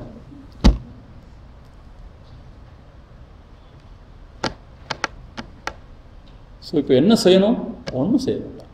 நான் புருஷன்கிறத உணர்ந்து எதுக்கும் எனக்கு எந்த சம்மந்தமும் இல்லை அப்படின்னு பேசாமல் அமைதியாக இருந்தோன்னா எல்லாம் சரி. இல்லை நான் தானே செஞ்சாகணும், நான் தானே பார்த்துக்கணும், நான் தானே செய்யணும், நான் தானே நான் ஓடினீங்கன்னா முடிவில்லாமல் ஓடிட்டே இருக்க வேண்டியது. நான் தானே செய்யணும், நான் தானே பார்த்துக்கணும், நான் தானே நான் ஓடுங்க. இல்லை இதெல்லாம் என்னுடையது, நான் தானே பார்த்துக்கணும், இவங்கெல்லாம் என்னுடையவர்கள், நான் பார்த்து காட்டி இவங்களை யார் பார்த்துப்பாங்க, நான் என்னுடையது ஓடுனா ஓடிட்டே இருக்கேன். எல்லாம் பகவானுடையது. மரம் வச்சவன் தண்ணி வார்ப்பான் தானே, எல்லாத்தையும் பகவான் தான் ஆக்சுவலாக பார்த்துக்கிறார். ஆக பகவான்கிட்ட எல்லாத்தையும் ஒப்பு கொடுத்துட்டு நாம் அதுக்காக நான் கடமையில் செய்யக்கூடாதுன்னு சொல்ல, என்ன கடமையோ அதை அமைதியாக செஞ்சுட்டே இருக்கணும். தேவையெல்லாம் இழுத்து போட்டுக்கூடாது தலையில். எது வருதோ அதை அமைதியாக செஞ்சுட்டு, ஆனால் விழிப்போட நம்முடைய பார்வையெல்லாம் உள்ளே இருக்கும். நமக்கு உள்ளே நடக்கிறது தான் முக்கியம், வெளியே நடக்கிறதுக்கு முக்கியம் கிடையாது. உள்ளே என்ன நடக்குது, என் மனம் என்ன பாடுபடுத்துது, எப்படி ஆட்டம் போடுது, என்னெல்லாம் செய்யுதுன்னு பார்த்துட்டே இருந்தால் போதும். எல்லாத்தையும் பார், சுரண்டி பார்க்காதே. யோகர் சுவாமி சொல்றார், பார் அப்படின்னா திருஷ்டாவா இது, பார். சுரண்டி பார்க்கறது அது புத்தி தத்துவத்தோட வேலை. சுரண்டி பார்க்கறது நல்லது கெட்டது, வேணும் வேண்டாம், அது இதுன்னு சொல்றது புத்தி. பார், சுரண்டி பார்க்காது. பார்த்துட்டே இரு, சுரண்டி பார்க்காது. அப்படி இருந்துட்டா எல்லாம் சரி. ஸோ அப்படி இருக்கிறதுக்கு என்ன செய்யணும்? பழகணும். அதுதான் தியானம். தியானத்தை என்ன செய்கிறோம்? சும்மா இருக்க பழகிறோம். அப்படின்னா அது சும்மா இருக்க முடியாது. அதனால ஒரே ஒரு பொருள் எடுத்து அதையே மனசு வைக்க பழகிறோம். அப்படி பழக ஒரே சாந்த நிலையில் இருக்கிறதுக்கான பயிற்சி, ஒரு அனுபவம், ஒரு முதிர்ச்சி வந்துடும். அதான் தியானம் பண்ணுறோம்.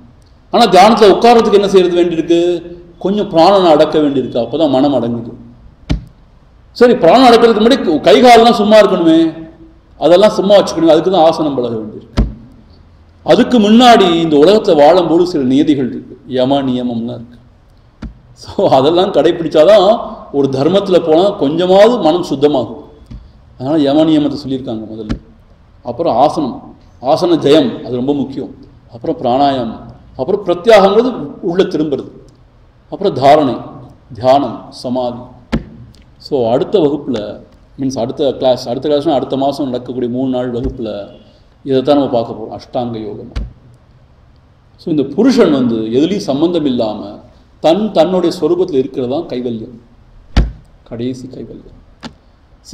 இதே ஃப்ளோ ஆஃப் தாட் இன்னும் 2-3 சூத்திரம் இருக்குது. அதுக்கு நமக்கு டைம் இல்லை இப்போது. அதை நம்ம அடுத்த கிளாஸில் பார்ப்போம். அது முடிஞ்ச பிறகு அந்த கைவல்யத்தை பற்றி சொல்லி முடிக்க போகிறார். அது முடித்த பிறகு நமக்கு இந்த அஷ்டாங்க யோகத்தை ஆரம்பிக்கிறார். யம என்ன, நியமம் என்ன, அது ரொம்ப சுலபம், ரொம்ப ஈஸியாக இருக்கும். ப்ராக்டிக்கல் டிப்ஸோடு அது இருக்கும். ஸோ அது வரைக்கும் செகண்ட் சாப்டர் நம்ம முடிக்க போகிறோம்.